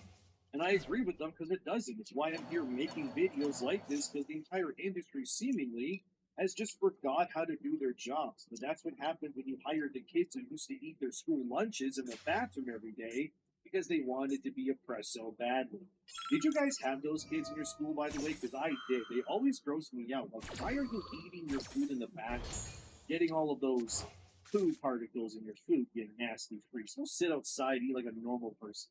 This is why we can't have normal, nice things anymore. Because the blue-haired kid who meowed people got into adulthood, and then a bunch of them assembled like the Avengers, and they somehow got the government to pass laws and we accept them as cats, or we get thrown into the gulag camp. But then again, this is how we ended up with so many stupid articles these days. Like, you probably didn't even know that this article existed, which is titled, Kingdom of the Planet of the Apes is a worthy successor to Caesar, but how gay is it? I'm not kidding, dude. That's a real article. By the way, in case you're curious, this site apparently ranks movies based on how gay they are. And they gave Kingdom 2 out of 5 birthy eggplants. I wish I was kidding, but this is a real article that someone was paid to make in the year of our Lord, that is 2024. So when I tell you that you may hate journalists, but you don't hate them enough, I really mean it. Also, if I had to guess, Black Myth and Tom would probably score 0 eggplants out of 5, which may be bad for that website, but for us, that instantly makes this game a must-buy day-one purchase for not pandering for once. Can't believe there's journalists out here watching stuff about monkeys and going, very nice, very cool, but how gay is it? This was 100% written by one of those kids that ate their piss sandwiches in the school bathroom with their poopy tin sodas. Anyway, enough about gay monkeys. Let's talk about the size of this monkey. By size, I don't mean eggplants, I mean file size. From Games Radar, Black Myth Wukong preload smashed Steam's all-time bandwidth records, beating Cyberpunk 2077's enormous peak as 70 terabytes are downloaded every second. Yeah, you heard that right. 70 goddamn terabytes of digital monkey goodness is getting downloaded every second on Steam. Yeah. Well, not all monkey, that's just Steam in general, so all games are probably included in that. But it's very obvious that the Magical Monkey game is eating up a big chunk of those terabytes every second, considering the same thing happened when Cyberpunk was eating 51 terabytes when it launched in 2020. And remember that Cyberpunk came out during the lockdown, so nobody had anything to do. So the fact that Wukong is causing Steam servers to melt down now, that's crazy. Like I've been saying, this game is going to be a mega hit, and holy crap, the more I read about this, the weirder it gets. Okay, yeah, scratch what I said before, fellas. It might actually be Wukong just attributing for the majority of the 70 terabytes per second download stuff. According to what's said in the article, the majority of this usage was from Asia, which alone accounted for 59.3 terabytes per second at the peak, followed by North America at 7.8 terabytes and Europe closely behind at 7.6 terabytes.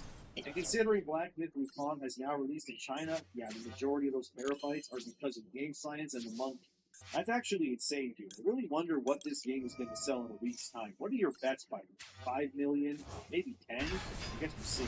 The fact that it's practically melting the Steam servers right now, that's no joke. Some intern right now is probably screaming as the server is just exploding in front of them. But anyway, I already have the game preloaded on my PS5 right now. It's like 104 gigabytes or so on that platform.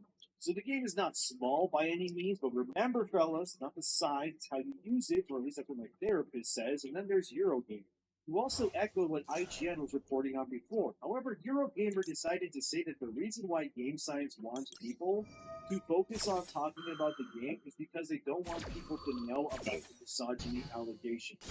As you can see here on screen, Eurogamer said it's because Game Science is China's first big console release in years, and then blah blah blah, and then they say, however, it's clear Game Science through Hero Games is keen to control the narrative around Black Myth Wukong to avoid negative coverage and ensure focus is on the game itself. This matches my own experience during preview, where I was told Game Science will only answer questions related to gameplay. The guidelines are also likely in place to avoid mention of previous reports of misogyny at the studio. Posts from Game Science CEO Feng Ji, including sexualized and misogynistic language, were reported on in 2020, while IGN was reporting on the studio's history with sexism. Dear Eurogamer, you're one of those piss sandwich eaters too, aren't you? I can just tell you. Game Science is not telling you morons to not talk about the allegations because they know no matter what, you're going to talk about them anyways. But we should also remember that those allegations, they have no basis or evidence, and they were crudely translated by IGN to fit their agenda. It's a long-winded way of saying that it's total BS, and they have no truth behind it until it's proven otherwise. They just want you dummies to talk about the game. Why is that so hard for you guys to do? I know you guys, girls, and they, thems, and whatever there can talk about the Monkey King game without bringing up nonsense for like 5 minutes. You can do it. Look, I know it's hard for your jobs for once, but you can do it. Just talk about the game, and then review it without bringing up Trump. It'll be hard for you, but it's possible.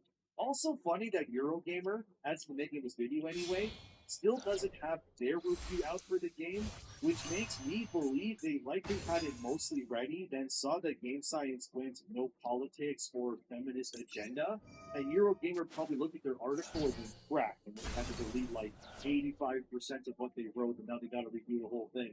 Also, an update from Next Gen Player on Twitter, we can see actual raw data now of Steam's download bandwidth. And yeah, there's a huge spike in a lot of countries following Black Myth Wukong's release. Should have probably added this earlier in the video, but I just found it out now. God, this video is a mess, but we're just going to keep going. Prior to the game's release is causing Steam servers to melt as thousands of people download the game. There's a couple million gamers out there right now just downloading Corey in the House to Nintendo DS right now as we speak, and that's why it's actually happening. This has nothing to do with Wukong at all. And before you say, but Corey in the House is for Nintendo DS, how could PC players download it? Just shush it, alright? Also, fun fact, did you know that Corey in the House on Nintendo DS, it has a user score of 9.2, which officially makes the game have universal acclaim, and that not even Elden Ring's user score is as high as Corey in the House? Therefore, Corey in the House is officially loved more than Elden Ring. Can't dispute this, by the way. The fans have spoken. I'm just telling you how it is. Also, apparently, a bunch of reviews have come out for Wukong in China, and they are glowing. The majority of the reviews scored the game in the high 90s, and they claim that they're puzzled by the 82 Metacritic score given in the West, claiming that it's far too low for a game of such quality. But this really doesn't surprise me, because again, I fully believe that there's an agenda against this game on purpose, simply because it's the antithesis of what things like Sweet Baby and the Western game industry at large stands for these days. Other interesting information came out about the game too. I can't verify if it's 100% true, but here it is. The game contains numerous hidden maps and bosses which make up more than 30% of the game's content. Currently, no global review media has discovered the final 2 hidden bosses, which are part of what is described as a historic battle for the ages. The game includes elements that encourage multiple playthroughs. The bugs encountered by Western media were primarily related to language issues which have since been fixed. Chinese video bloggers did not encounter these bugs. Game content is enormous. A Billy blogger with 3.6 million followers took 50 hours to complete just the second chapter. Jesus. The order in which bosses are defeated affects the difficulty and triggers different storylines. Now, I don't know if I believe these 100%, especially saying that the second chapter alone took 50 hours to complete. Apparently, the game is 6 chapters long. I have no idea how long each chapter is, of course, yet, but that does sound egregious. According to many reviews, Western ones, of course, they beat the whole game in about 40-ish hours.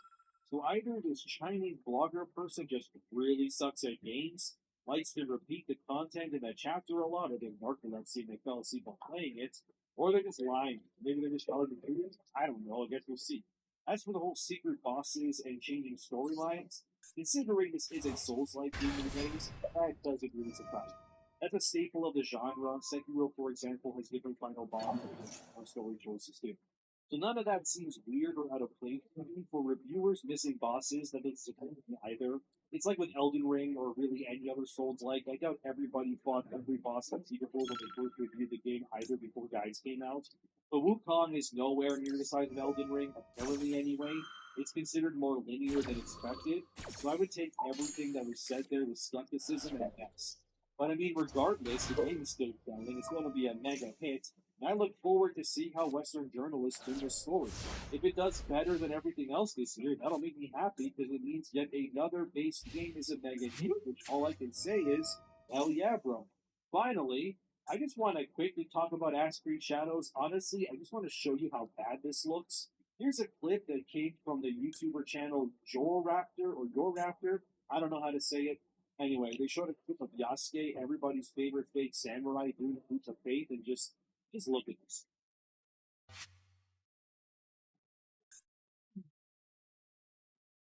I know it's meant to be comedic, but I just want to say, why are we playing a guy who isn't able to do assassin stuff in a game called Assassin's Creed? Like, seriously, the games are like 90% full of climbable environments. This Yasuke guy just moves around. Maybe steps up a wall a few, and that's it at best. This is not Assassin's Creed. This is stupid.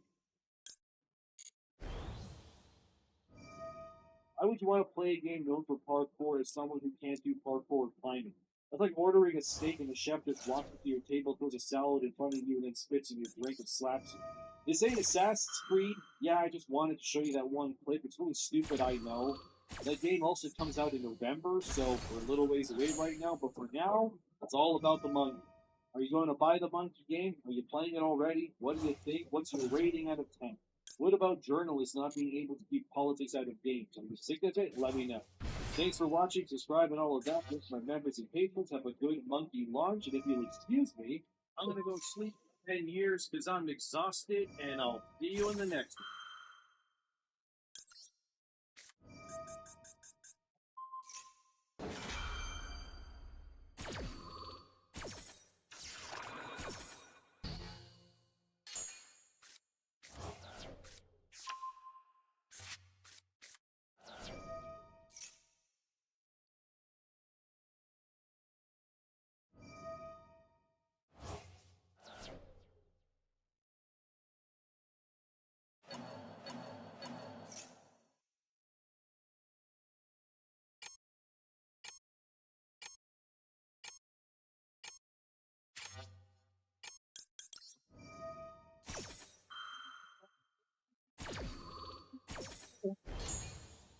God, we got so much stuff going on here this weekend. I've just been typing and bookmarking and bookmarking.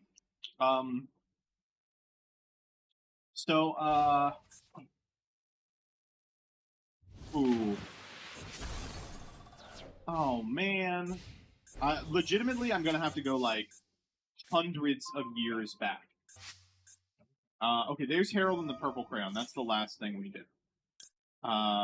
We got some Trump. Then we got this and this and this. We got this. We got this. Oh, we got this. This. This.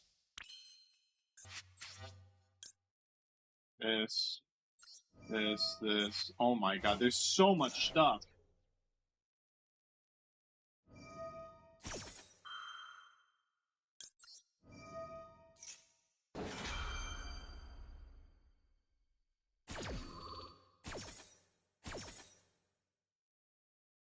We're gonna be here for like an hour. I hope you all know.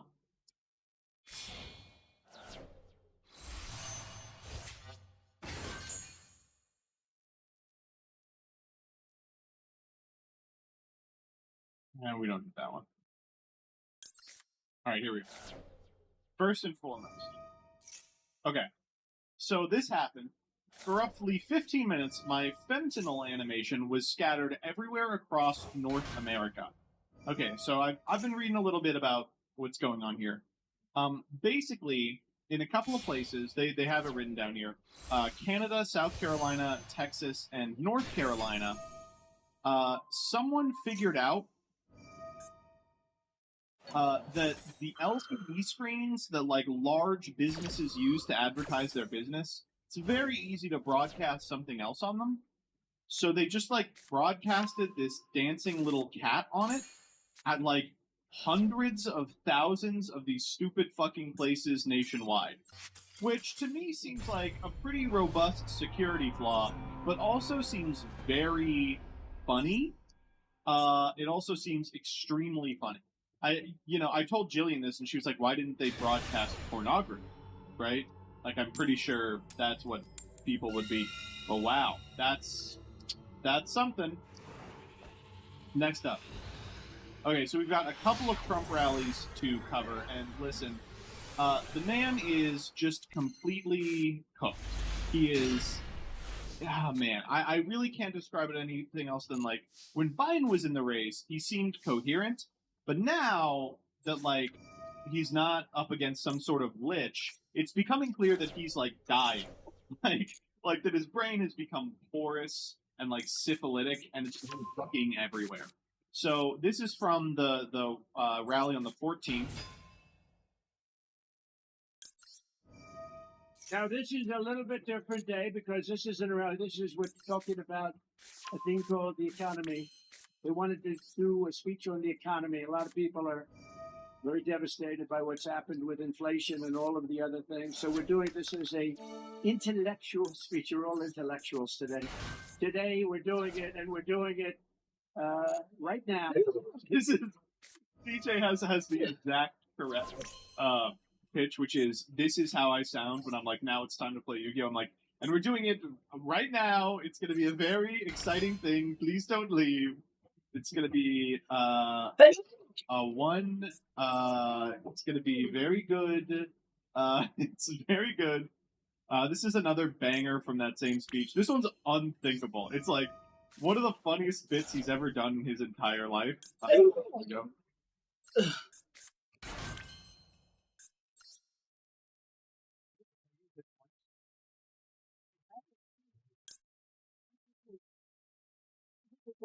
So Like moaning. this is Tic Tac. Right. This is Tic Tac. I have it. Okay, this is Tic Tacs, right? Yeah. I don't know if I like the company. I've never met. I have no idea. They're so lucky. Look at all the television. This is the greatest commercial they ever had. But that's what happened. This is inflation. This is Tic Tac. This is inflation. This is what's happened. Somebody gave me this one today. I said, to put it up as an example of inflation. But you know what? So good, man. He's so good. I brought some props. We're gonna do a little prop work today. The voice crack's unbelievable. When he's like kind of moaning at the beginning when he's trying to get him out.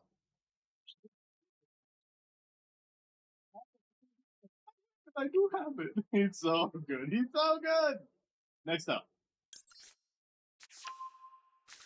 This one showed up on my dash. I thought it was too good not to do on Freaks. You know I gotta try that in now, Burger. What?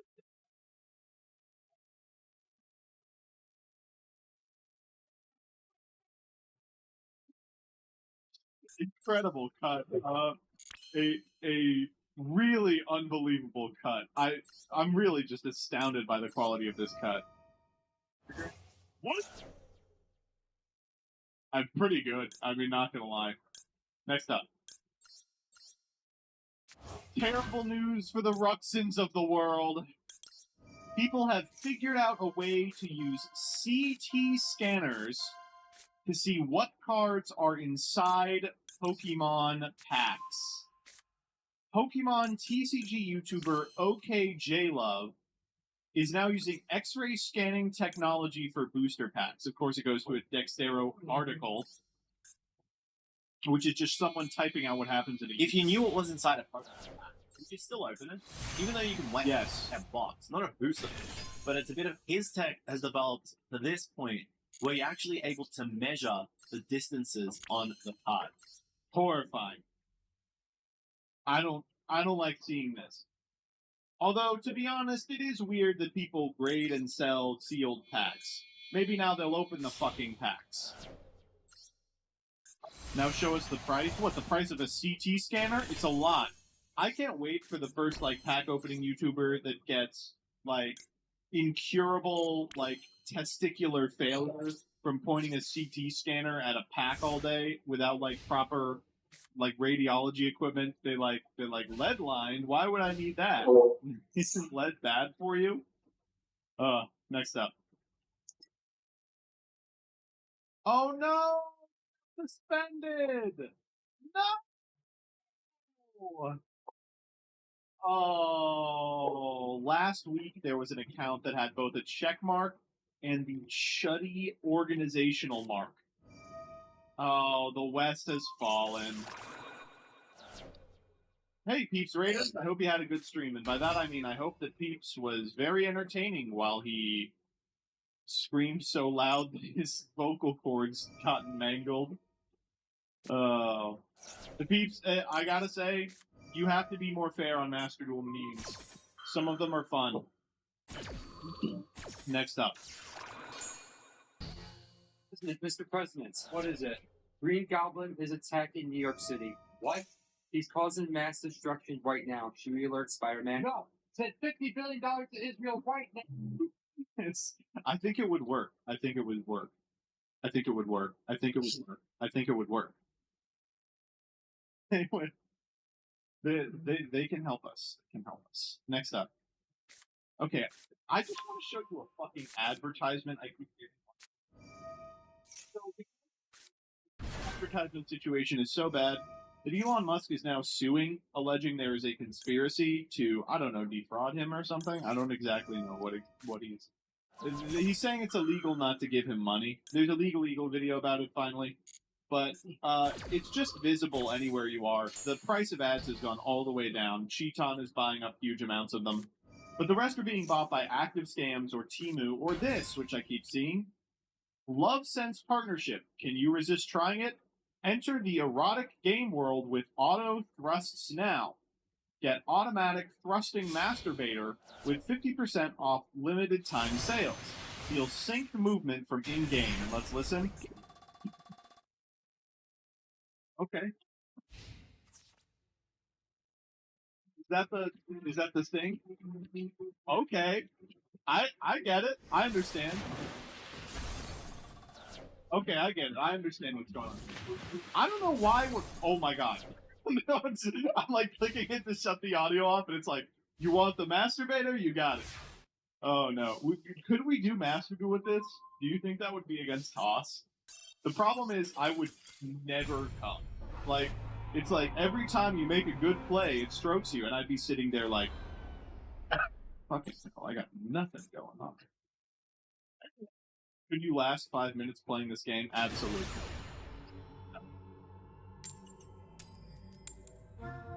Alright, so an old Governor Tim Walz image has surfaced. This is disgusting. He says, this makes all the cold worth it. I'm sorry. I am a hot dish fan. This is fucking gross. It looks off. But in the Midwest, this is a delicacy. What I was really happy to see, in fact, my father commented on this 2 years ago. Two and a half years ago. Extra points for the burned potholder. This is the type of shit I would eat growing up, by the way. This is why I turned out the way I did. Next up. Okay, while we're talking about... we will get to why this picture is important a little later, though. Next up, we have another fantastic ad people are getting on Twitter.com. The most important code to raise awareness, 89,000 likes. Purchase the likes award. I'm America's nuclear scientist triggered United States, America, Indonesia. Tsunami, United States, America, Indonesia. Tsunami backwards. Iman Oost. I'm America's nuclear scientist triggered. 2004 Indian Ocean tsunami happened on American Christmas, December 25th, 2004, local American time, retaliation for 9/11. I think that's true. Next up. Oh, man. Astonishing that everyday people wake up and decide to have a go in the menswear guy who applies. I'm going to put this guy in his place. No, you're not. You're a henchman breaking into John Wick's home. You've made bad life choices. I don't think I have seen him lose yet. I don't think I've seen him exert himself yet. Next up. Okay, so we have to talk about the important news of the week, and that is white guy tacos. Have you guys heard of white guy tacos? So when a white guy got a pussy, and so, okay, this is the clip. This is from the Tim Waltz, Kamala Harris YouTube introductory video. They did like a 10-minute thing on YouTube. And first off, I mean, shouts out to them for making mid-roll, but it includes this phrase. Tacos and What is like that? black, Like mayonnaise and tuna? What are you doing? pretty much ground beef and cheese. That's okay. Do you Yeah. put any flavor in it? No. Oh. Here's the deal. No, they said to be careful and let her know this, that black pepper is the top of the spice level in Minnesota, you know? Now, listen, I would never want to get political on twitch.tv/MBTUVO, but I'm not exaggerating when I say this is the most harmful, racist, unbelievable joke at the expense of the white race I've ever heard in my entire life. The entire weekend after this went up was taken up by people who were just... I honestly, like, you've never heard a joke about white people? What's your problem? Ben Shapiro quoted it and was like, very funny that you'd say we don't use spices when we conquered the world for spices. That was good. We got this one out of Matthew Walsh, friend of the channel. Tim Walsh says that he makes white guy tacos. And Kamala says, what is that? Mayonnaise and tuna? Like, that is anti-white racism. We agree. We literally agree. You can't see it. You know what? You probably can't see it if I click rate proposed community notes. There is a war going on in the fucking community notes of this page. First up, people are like, actually, black pepper isn't the extent of his spice level, because in 2016, Tim Walz won Al Franken's then annual Senator Chili Cook-Off, or Hot Dish Cook-Off, that is held with all the Midwestern senators. And his taco casserole recipe did have chilies in it. As we can see, the Gateway Pundit says, Tim Walz caught in another lie. He said that he doesn't use spices, but here is his recipe. And what's in it? Spices. You can see we have mild green chilies, taco sauce. That's spicy. Chili powder, onion powder, garlic powder. Personally, I think he should not be allowed to run for the presidency after this. I think that he should be removed from the ticket. But not only is that true, in this clip, Kamala says she's the first vice presidential candidate to grow chilies in the White House garden. And yet, Thomas Jefferson grew peppers from Mexico. Now, that would probably be chilies, which means that she's not the first VP. And that people got in the weeds on this one, too, because they're like, well, Jefferson grew them while he was president, not VP. So technically she's right. And also, he wasn't doing the planting, right? You know, there were these other people at the White House that were doing the planting. And then this person, it's clearly a joke. Okay, fuck off. You don't know what you're talking about. Let's get back to the important people. This one's good.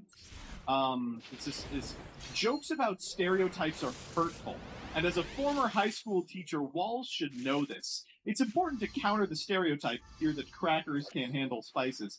Comments are not sufficient. Links a JSTOR article. incredible. I honestly really good.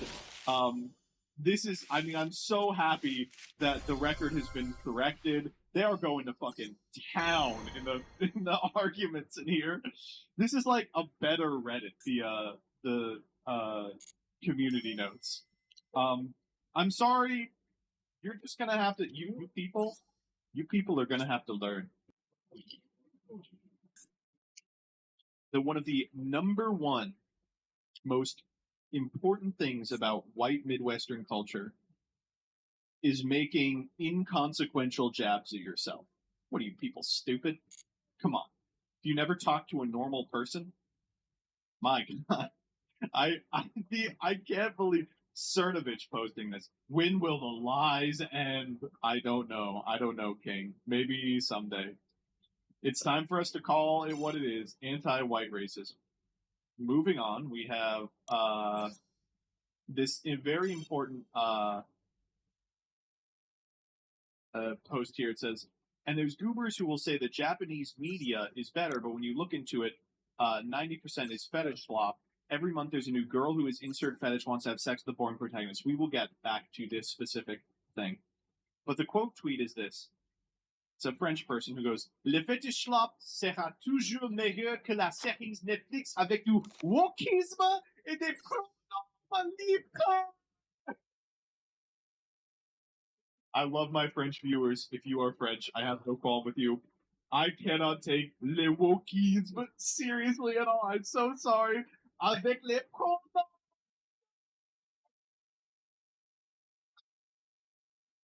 Oh my God, I'm sorry. Le fetish slop. If we have any French-speaking individuals in the chat, and by French I of course mean French, not Quebecois. Do you guys have any anti-woke like content creators? Do they have to get on camera and say like le wokisme? That's oh my God. Rebecca's 100% correct. You just can't read these without immediately thinking, "Wait on woke what? Barbecue, Quebec, avec les pronoms." That video has ruined this for me. High school French is like, "Sous les pommes mirabout pour la scène et nos amours. Faut-il qu'il me souvienne?" And real life French is like, les wokisme, les libtards. It's tough to read about the French far right because you eventually see someone say le wokisme and you feel like you're being pranked. Oh my God. It's too good, man. It's too good. Let's go to YouTube real quick. People were dunking on this guy all week, just quote tweeting, going, le wokisme. Le wokisme. Oh no. Yeah, it's like, oh my God. Bonjour. La culture woke, le woke. Bonjour. La culture woke. Tout simplement, le woke est une notion récurrente dans les débats actuels politiques. I can't do this one. Americans should keep their bullshit to themselves. Listen, as an American, we don't want you saying this word.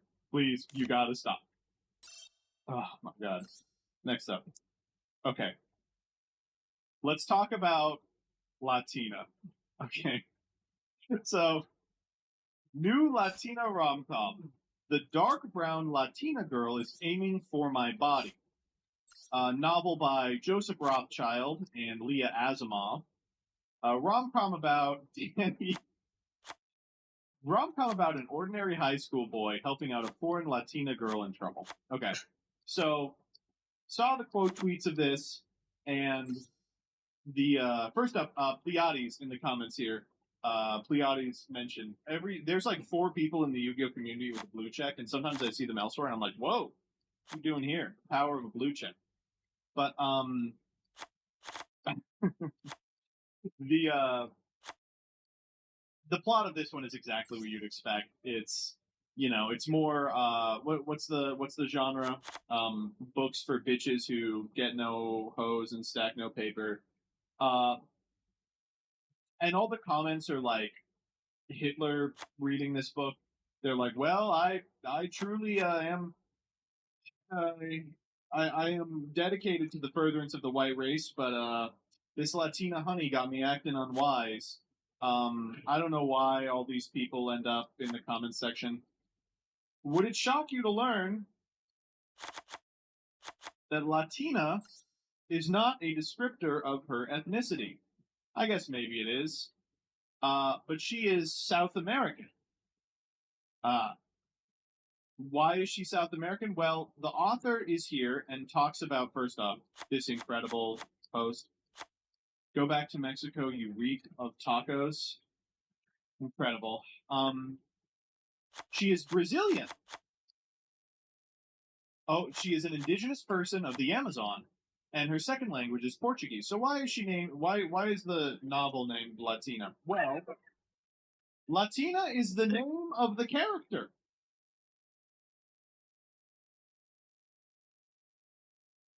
It's her name. Why is it her name? Well, the author wrote into ChatGPT, give me a list of typical South American female names, and they fed him Latina. And he said, that is such a pretty name. We will be picking this as the name of the character. Folks, it's so good. It's so good, man. This was a supremely fun day on Twitter. Oh no. Man. Could have named her Latinx. That would have solved everything. Latin X, the everything app. Wow. That's so. Would she befriend Egwene? We gotta get the light novel about Egwene. We gotta get the daughter of a millennial Marvel fan wants my body. Oh. Latina tacos. I named you after the most heartwarming men I know. Thank you so much for that one. That's so good. Oh man. Egwene Delilah. Chat, you are on today. You are riffing. I can't believe you waited until I was off the podcast to talk about Wheel. We were so beat up that happened the week after. Chad, you are riffing today. This was, oh man, it was unbelievable. Next up. Well, if you thought that was the only piece of Brazilian news you were going to get today, I have another piece of horrible news for you Brazilians. I know you love him. Former Brazilian President Bolsonaro was attacked by bees yesterday. How do they, this is like the most cursed man ever. He goes outside and like immediately contracts 8 life-threatening illnesses as a plague of locusts descend upon him. Look, it's like hundreds of them. He had to leave. They were attacking him. Oh man, oh my god. And of course, the friends were soon to descend. Please pray for Yair, friends. Is that how you say his first name? He is being transferred to another hospital and might have to go through surgery. God is with you, Captain Bolsonaro. It's Jair. Okay. I will never mess it up again. When I have to report on the next plague of Egypt that he has encountered. Oh man, it's incredible. Okay, next up. Okay, so there was a second Trump rally. This is from the 17th. This one is so good, man. I had to play it back. You know, I love the playback controls you have nowadays. They used to call it TiVo. Now they have TiVo. All the, I think it's the single greatest invention. It's better than television because television would drive you crazy if you couldn't do a playback, right? Yeah, for sure, dude. 100% correct. I don't want to see that. Don't show me that. Oh my god, that's So true, King. So true, King. Holy moly. Next up. I like this one. You see, human, we use highly advanced antimatter reactors to generate a staggering amount of heat, which will create steam to... The human engineer gets a hysterical meltdown. I find it very funny every time some sort of new fuel is invented that is just steam. So there's a turbine. Writing prompts. Writing inspiration. It just works. It literally does. Next up.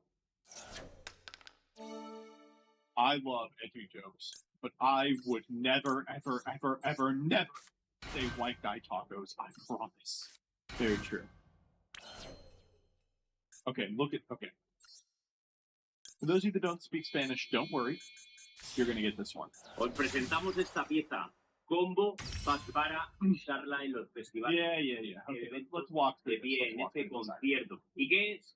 Es una pieza, la que aquí tendremos la comida, la burger, las patatas, el pollo, lo que sea. Fries, y chicken. metemos el vaso. What do you do with Va a caer en the cup in the bottom?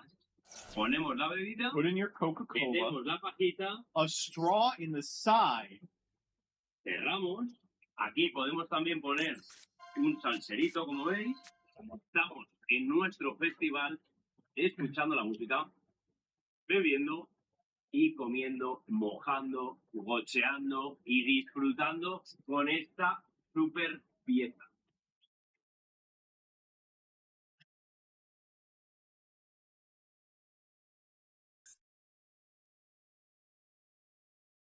This is going to rival the television in terms of cultural impact. Oh my god. That's... I can't believe it. So they already have similar stuff to this in a lot of amusement parks with the sauce holder in the top. But it's like a sleeve that you will put fries in the bottom and then like tenders on top. Please, still president. This is Biden. Spoke at a NATO conference, his favorite thing to do. Let's watch this. You guided this alliance through one of the most consequential periods in its history. She's dumb. What the fuck? It's fucking your wife. Oh, yeah? Oh, wow. Now that he's out of the campaign trail, he's got a lot more time, I guess. I do like the comments that are like, you can clearly hear he says talking to, not fucking, but you can really hear him say fucking. I realize I was fucking your wife. I personally asked you to extend your service.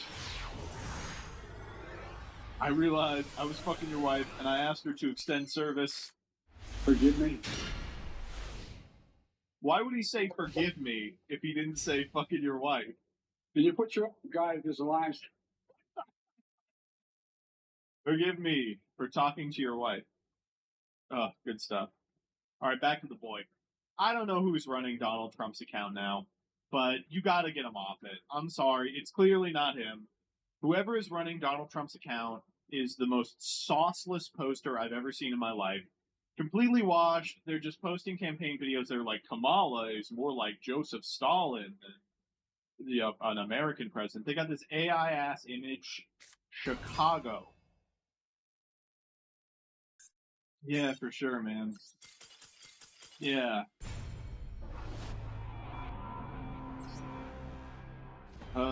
Next up. 16-inch pizza my ass. Look at this. Ordered a 16-inch pizza, comes in 14 inches. Clearly. Got the refund. I'm sorry. You should get more than the refund if this happens to you. You should get the business. Because clearly whoever owns it doesn't deserve it. 14, you think you can get 2 inches on me? Trust me, 2 inches makes a lot of difference. Ask me how I know.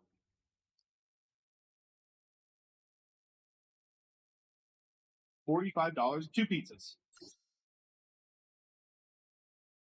Next up. This is a good one.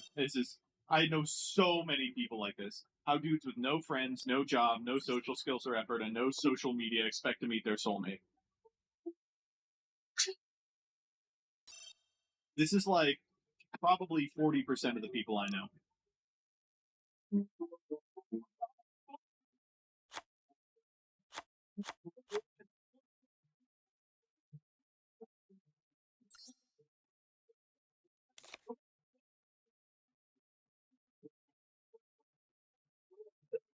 Saw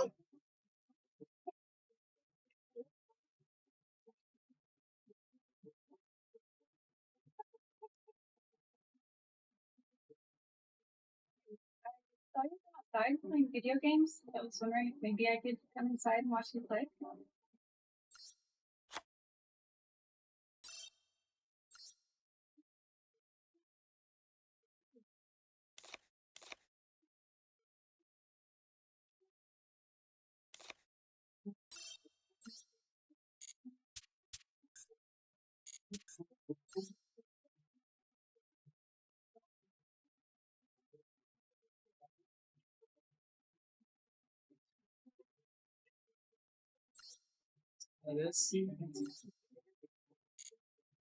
This is how it works too, by the way. If this doesn't happen to you, then you're doing something wrong.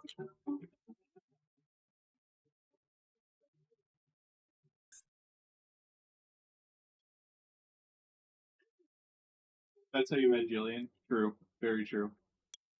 Next up. Fuck this fucking guy. My in-depth predictions for the ban list. Take these with a grain of salt since I've been checked out for most of this format, but I have a pretty solid depth of knowledge on the game as a whole to feel confident about these. Ban. Snake Eye Oak. And we've seen from the few events so far, Snake Eye isn't so far ahead that it need to be killed, just reined in a bit. I think removing swarming and recovering abilities of Oak is a big loss that Snake will be more manageable. Limited. Snake Eye Oak. The biggest problem I've found with this deck is the near infinite repeatability of the combo. Keeping them from playing a second Oak creates a significant choke point from this repeatability and makes the deck more fair. Semi-limited. Snake Eye Oak. Just a minor consistency hit to keep the deck from seeing the card as often. Semi-limits do change the math on deck building a lot more than most people realize. I think keeping it at 2 is fine. No longer on the list. Snake Eye Oak. Without Oak, Snake Eye really can't compete with Ubel and Memento or whatever, I don't fucking know. Giving them back Oak should give some much needed diversity to the format. This is why Peeps threatened to kill me 7 times at Nats. Next up. Okay. Listen. So the thing about cyclists is that they are mostly exactly the same as vegans, insofar as they are completely, unquestionably, indisputably right in their beliefs and ideology. But it's annoying for me to have to encounter them and be confronted with the fact that I'm wrong. However, some cyclists take it to the next level and aim to be actively annoying. Let's check this out.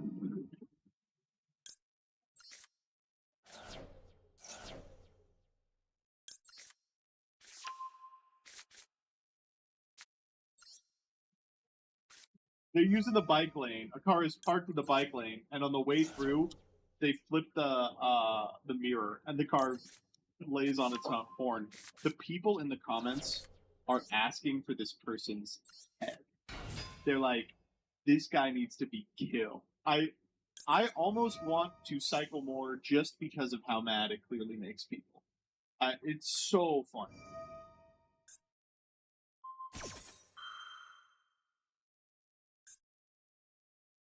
Oh, and by the way, of course, you know, it means if you own a car, you know that you flip it back. But gonna be interesting when you run into the wrong one who don't want to hear your logic about how you did no damage. This is them over and over again. Yeah, that clown should have looked around for a spot, and I hate our road design, but urban cyclists are the biggest cry bullies. The day you run into the wrong one, biker gets shot. Are you justifying severe bodily harm? Oh, you're invincible. Hoping trouble finds you if you keep going around touching other people's property. So good. I love how mad people get about this.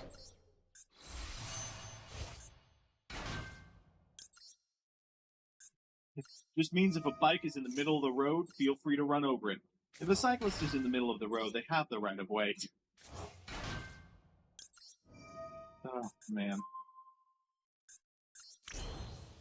It's so good. Next up. I can't get my political views on different topics to coherently add up. Anyone else experiencing this? Grimes. Say more? Liturgy. Are you feeling it too? It's uncanny. Huh.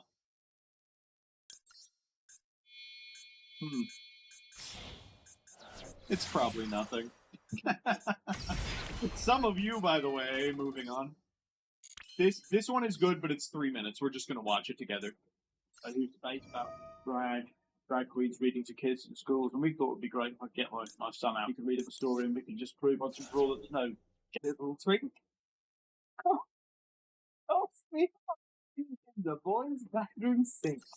That's terribly kind of you, Bear, but no. I'm off to get my back blown in by the Choppalo. A Choppalo? What's a Choppalo? A Choppalo? Why didn't you know? He's as hairy as a buffalo, as handsome as Mark Ruffalo. He's allergic to buffalo because he loves it up the Choppalo. Oh wait, what's that noise? Watch out, Mr. Bear. The Choppalo's here. Look, he's over there. What? Eh? That's not a Choppalo. That's fucking John Travolta. Yeah, says John Travolta, and away he ran, furiously wiping away his fake tan. Back to his sham marriage, his sexuality in the cupboard, reading his books by L. Ron Hubbard. So there you go. Oh, for Christ's sake. That's all it takes, is it? Well, so that's you as a drag queen. That's what a fucking do that queen. And it's based on a female celebrity. What's your name? Anne Frank. Oh. It's meant to be like a fun gay version of a celebrity. Anne Frank takes up the art. No.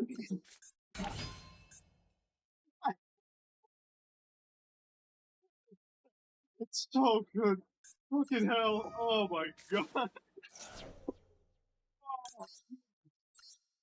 Oh my god. Oh. No. Oh. I gotta get the up the shuffle. Holy shit. And you gotta understand, when I saw this, I'd spent all weekend at my friend's house. They have a new baby, and we were the fucking Oh, fuck. Okay. Joseph, you missed an important video from the French discussion. Yeah, let's go. What is it? Le racisme.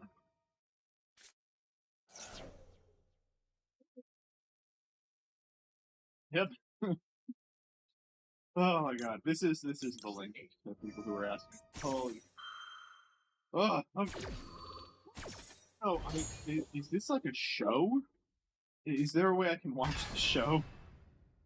Oh my god. No, okay. Debate about. Moving on. Oh man,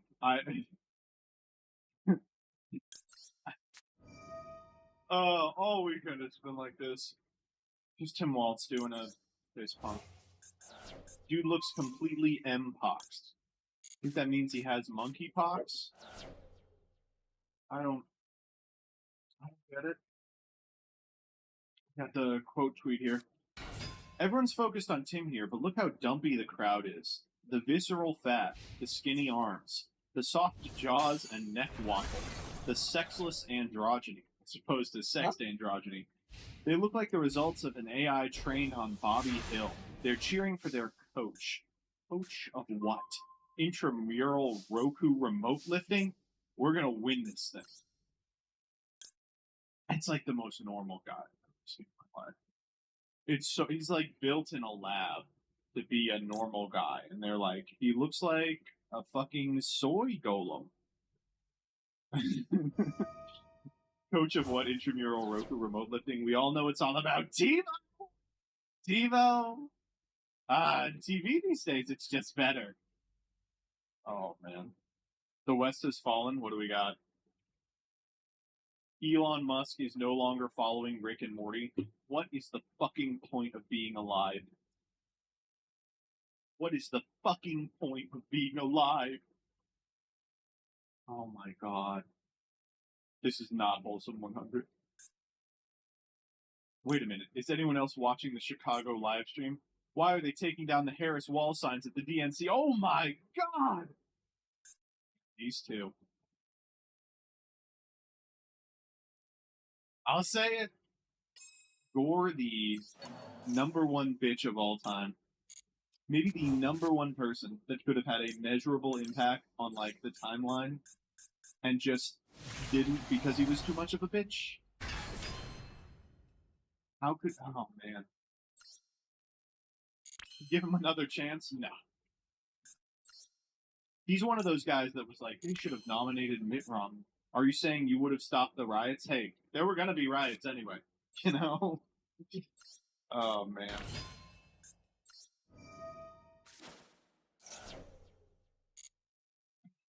I think probably agreeing to the Supreme Court appoints the presidency is not a great idea in the future. I would have unfucked the votes, Joseph Rothschild 2028. How hard is it to be like, hanging Chad is not a real distinction? Oh, man. I will not tolerate the opinion of a British individual on this. He stopped the riots. What do you think George Bush did in this election? He sent down his fucking shooters with a gun to the polling place and he said, stop the count or I'm going to shoot you in the head. That's what he did. Stop talking. It's documented. That's what he did. And then they mounted a legal challenge.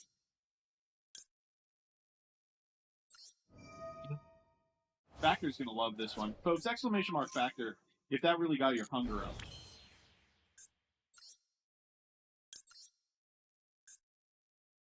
Next up. Oh, man. This one showed up on my stream again today. Do we have some women in the audience, right? Statistically, there's got to be one or two.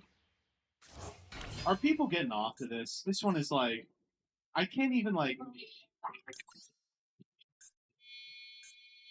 There has to be at least a little bit of subtlety, right?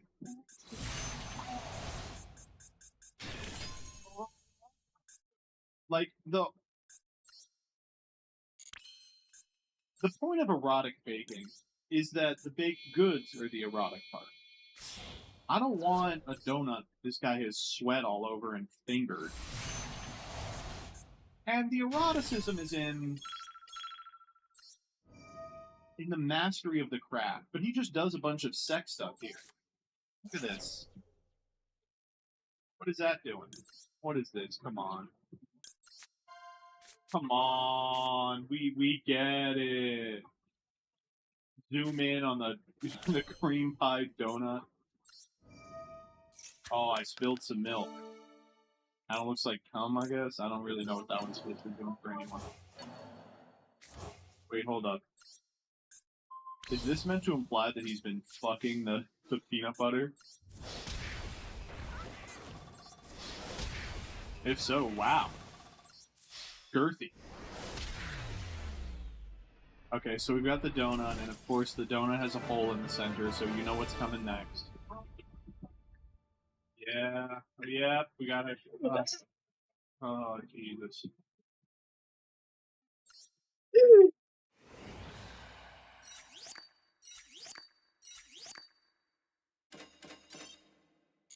It's just too much. It's too much. I'm sorry.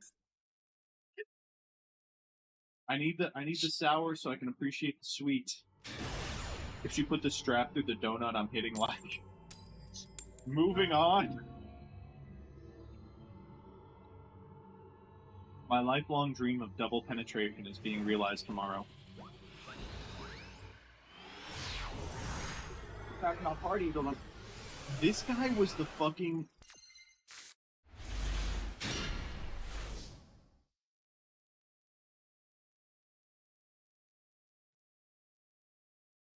It's finally here, my most anticipated game of the year. I initially didn't think this was a real game. When the first bits and tiddlywinks of footage and information about this game was revealed like 2 years ago or whatever it was, I thought it was some kind of fake hocus pocus smoke and mirrors gobbledygook. Kind of like the day before, how that was basically a game that was just a pipe dream that didn't actually exist, and then they ended up releasing something that wasn't even close to what they showed. I thought that might be the case with this game, but from all the gameplay they've shown over the last year or so, it looks like a real game and a really good game. So I'm super excited. I think at least my impression going into this is that it's a Souls-like game, but who knows? It's time for the new journey to begin. In high school, I read Journey to the West. That's just a blatant, bold-faced lie, actually. We were supposed to read Journey to the West in high school, and I just read the Cliff Notes and wrote the necessary reports based off of just that information, and passed. But I know little bits and pieces.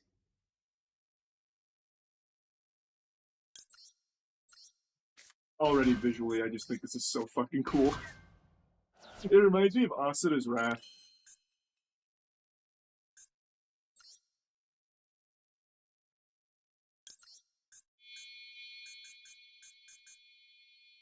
We got the Nimbus Cloud, Goku style. I've also played League of Legends, so I'm familiar with Wukong there as well in the extended lore, the extended universe.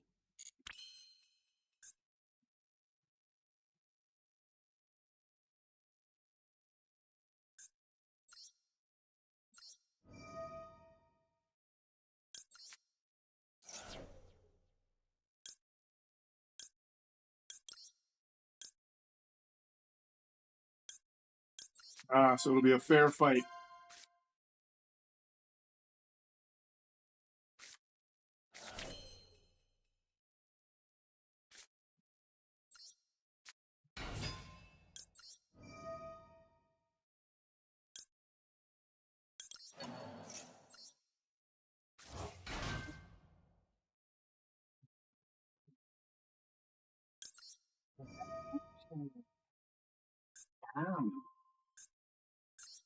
All I ever wanted was a life in my mountain. Me from you and your so-called men. I vaguely remember the gods like imprisoned Wukong in a mountain for a long time for being an asshole or something. I could be totally wrong. Probably am.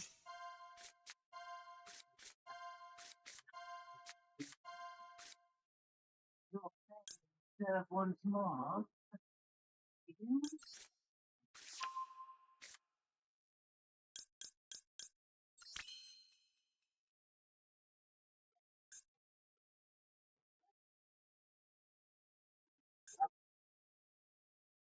I don't know who that dog is. It's probably some kind of god.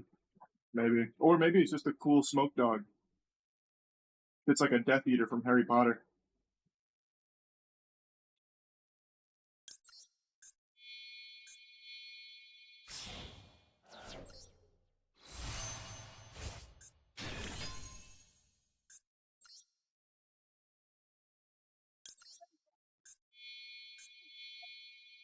Oh, is that Eustace?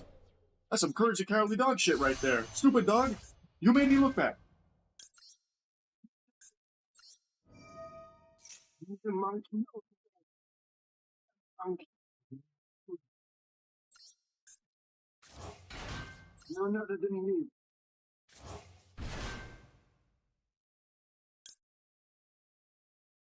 Monkey. I don't make a habit of fighting someone I... Hey, speak up. It's really quiet over here. I'm kind of far away. I'll take it. The best you're cool. They will stick. But if I shall certainly take revenge, and they never will.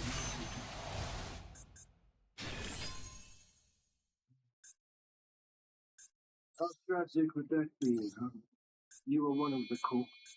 We don't need to resort to the violence. Then let's not. Let's exchange words and pleasantries.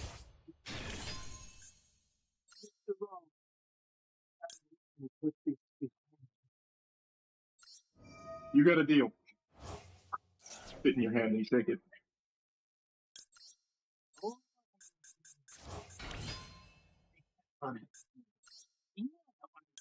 The toilet tails. No, I am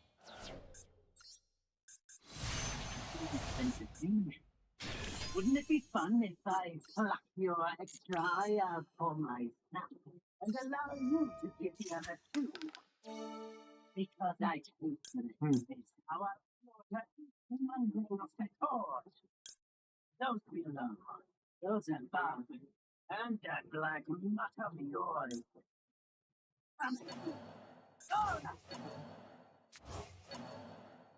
Not to toot my own horn, but I am a Souls veteran. You stand no chance. Excellent parry. Oh, he's not parrying, he's blocking.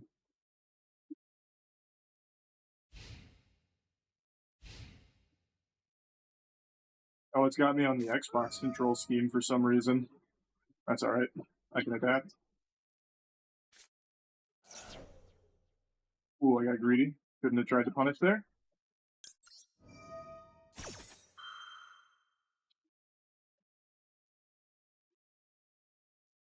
Panic roll.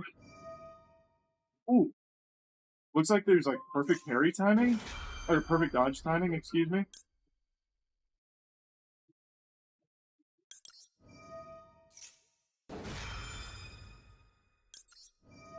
Pop it off.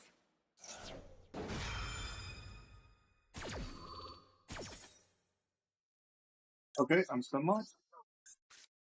I really don't want to lose the tutorial boss here, I'm not gonna lie. I also see I have some, like, abilities on the right there.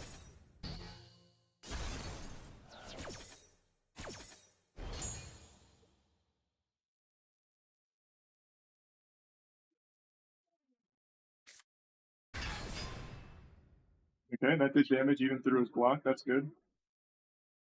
I'm gonna just try it. Rock solid.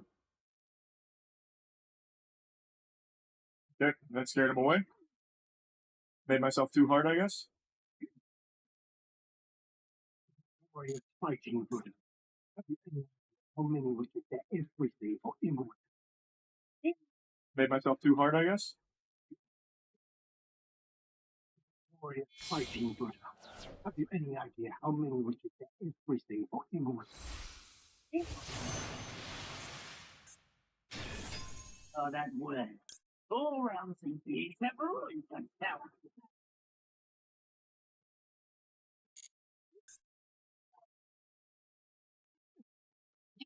I guess I don't know when to go for a heavy here. I can't find out the combo. Right here. That one seems decent. Immobilize.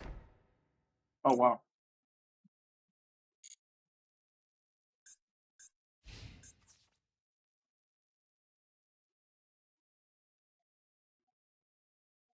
There we go, this seems good. A pluck of mini. I don't know what that did. Oh, Shadow Clone Jutsu. Holy shit, that's so much damage. What? Okay. That seems pretty good. Untamed. None shall save you now.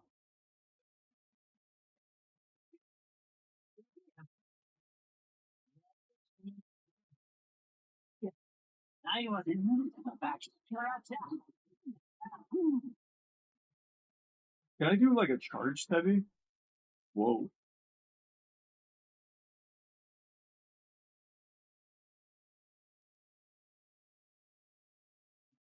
Yeah, there's perfect dodge timing here.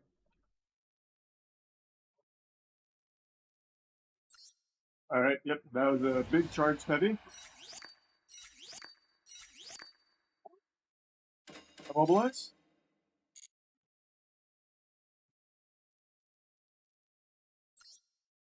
Whoa, didn't charge that time for some reason. So far, that's my favorite heavy right there. I like this one. Seems to just hit through block every time. What is that one, though, to be fair?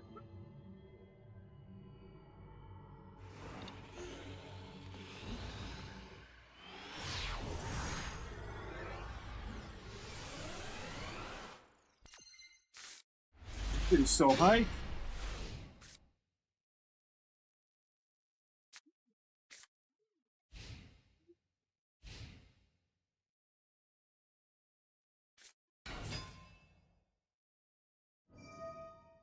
Oh, he defeated the whole army.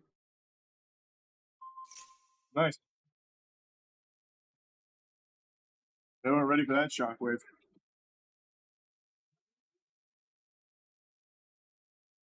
Oh, you cowards. They're jumping my ass now.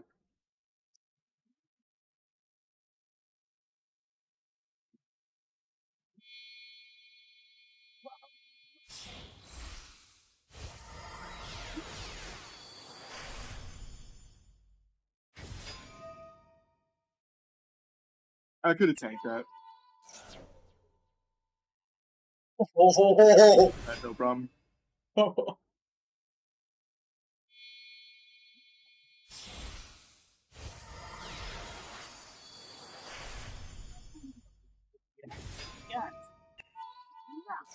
Their talking is so weird here. Calling him a brat, calling him a knucklehead. Like, what's next? Nincompoop?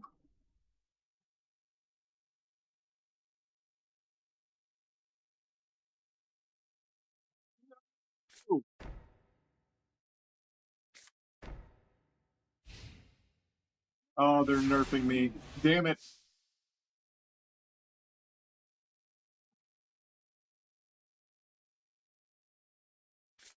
What a bunch of jerks.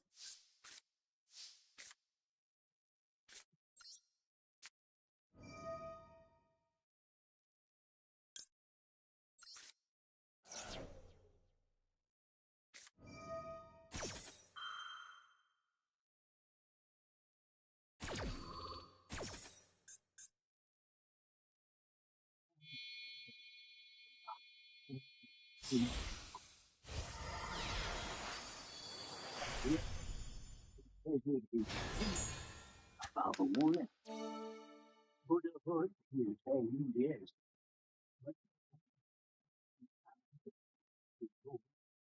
But he yearns to come back. Oh, how sweet. I'll teach him how to play the One Piece card game or something. Simple joys like cracking open a natty light and watching a football game on Sunday.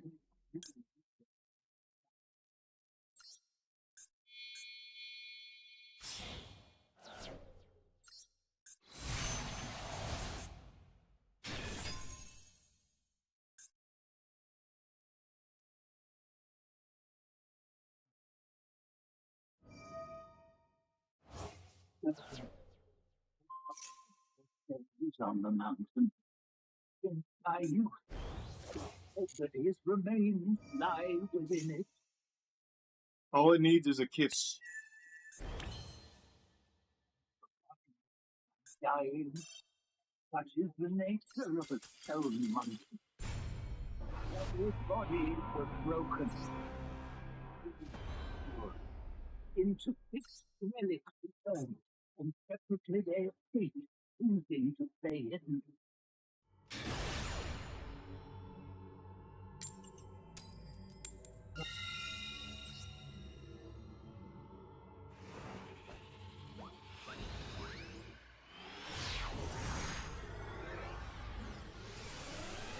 Oh, I don't actually play as Wukong in this. Oh, holy shit, I had no idea. I thought I just played as like a weakened Wukong.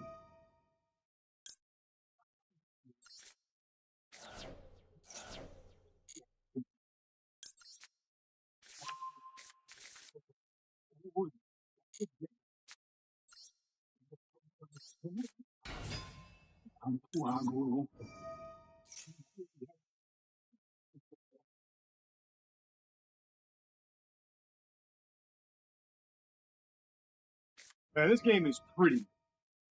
Wow. That intro was hype. That intro was hype.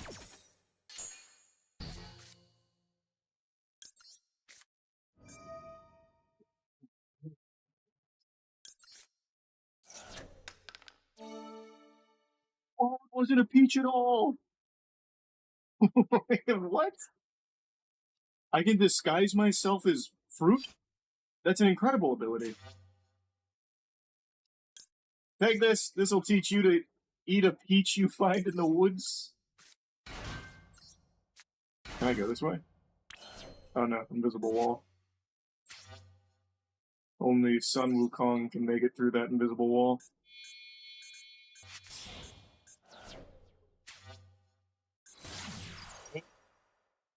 Easy one shot. And my will has gone up by 29. I'm guessing will is like souls in this game? You look strong. Are you strong? Okay, you took more than one hit. That's better than most. Are you pacifist? Why didn't you...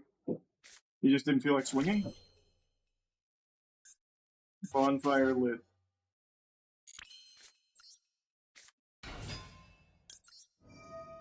New friend? Wow. What? What a cool looking character. Weird little tendrils growing out of him. Oh. What's the point of a little hand stick? It's a stick with like a little cupped hand at the end. Just use your actual hand. Take this. Nice, that was easy. Well, I don't even think these are enemies. They don't really attack. They're kind of just stumbling around in the forest. This guy's actively backing away from me. I must be the bad guy. That like this is self-defense on his part, honestly. All right, who's next? Ooh, uncharted territory. This is a boss fight. No. Oh wait, he's like actually tough. This is like a pseudo boss, I think. Little mini boss. He does a lot of damage too. Ooh, good combo. Oh my god.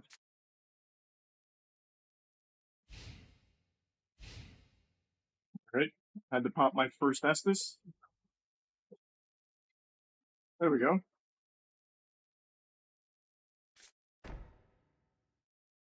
Oh, here we go. This looks like a boss. Let me see what you got, coward. Bull guard, huh? I'll charge up a heavy and see how it goes. Did not expect a double whammy.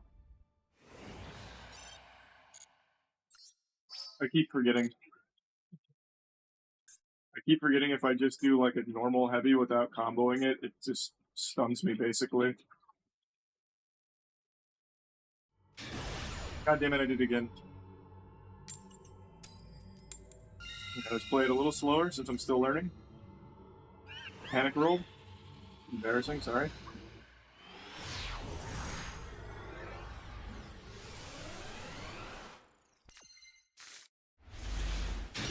Right, my positioning's really good. Get some stamina back.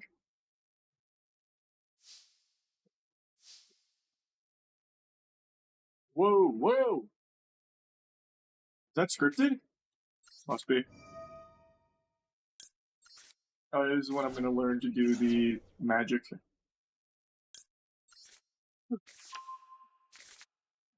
Thanks, brother. Appreciate it. Been a while, but the immobilized spell still works. You're the man, Heimerdinger. Thank you for that. I'll go back to beating his ass now, if you don't mind. Just consider it a piece of your sin. It's lasting quite a long time. You're selling yourself short. You seem powerful.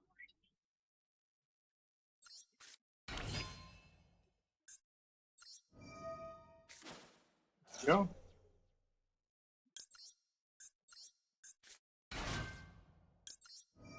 It really seems better to just do light attacks.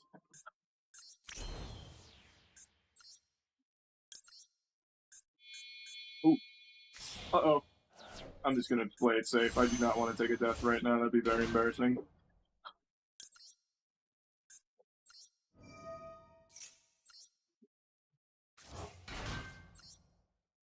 There we go. First try on the Bull Guard. This seems really good.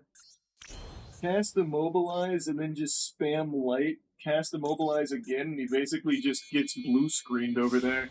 it just turns off whatever enemy you cast it on. That's like a 5-second hold. Holy shit. I've got to try that. I've got to. That just seems so good. And it can stack up to 10 times if I awaken it again. I kind of want to just dump all of that into it, but then maybe it's terrible and I just waste my sparks. Who knows? I'm too curious. I'm doing it. I'm ripping it. We're going double into the stagnation here. See if I can just freeze them in a time vortex as I wail on them. Let's just keep killing everything I see. Alright. Wasn't down here for your yapping. Ooh, a little secret cave over there? Hold on, what's this? I'm gonna grab this first since it's shiny. It's a meditation point. What's this let me do?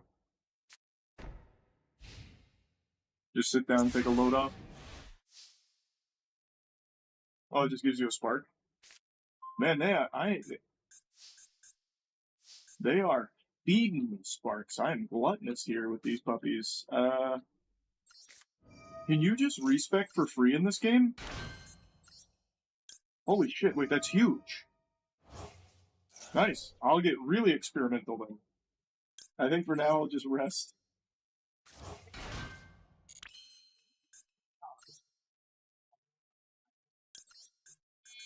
Often unnoticed. Stealth you. You don't know me at all, bub. Oh shit. Well, no choice now.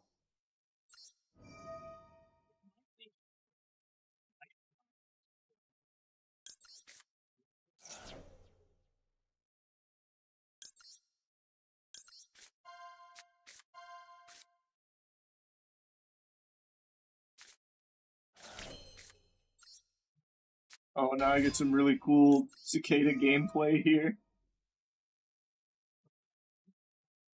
Wait, this is so cool. How high can I fly? Oh, I'm not super high. That's not fast. Yes, I can stop flying. How long does it last?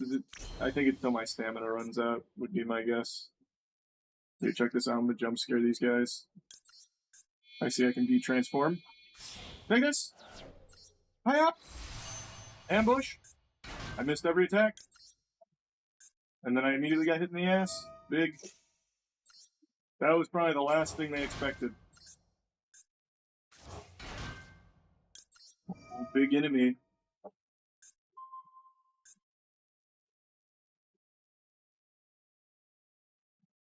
Well, I'm playing like shit against this guy. This is a good time to try this out. Okay, now I want to wait to cast it again and see how long he stays mobilized for. This takes a long time to recharge. Man just went for a belly flop attack. Can you give me like 15 minutes for this to recharge real quick? Yeah, we can just run circles, I don't know. Super unnecessary, brother. Who are you trying to impress?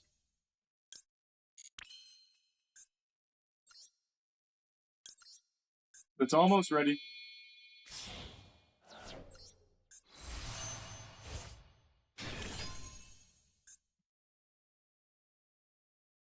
Almost there. We're close. Okay. Let's see how long that freezes them.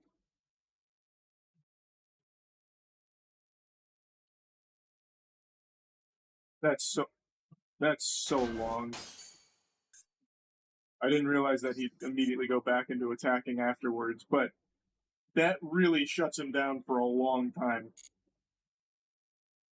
Nice. What do we got? Tiny piece of gold and some evil repelling medicament? Medicament? I've never seen that word.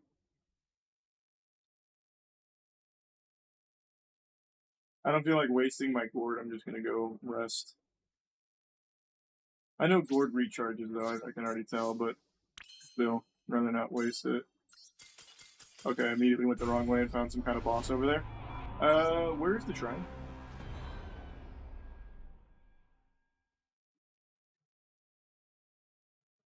Okay.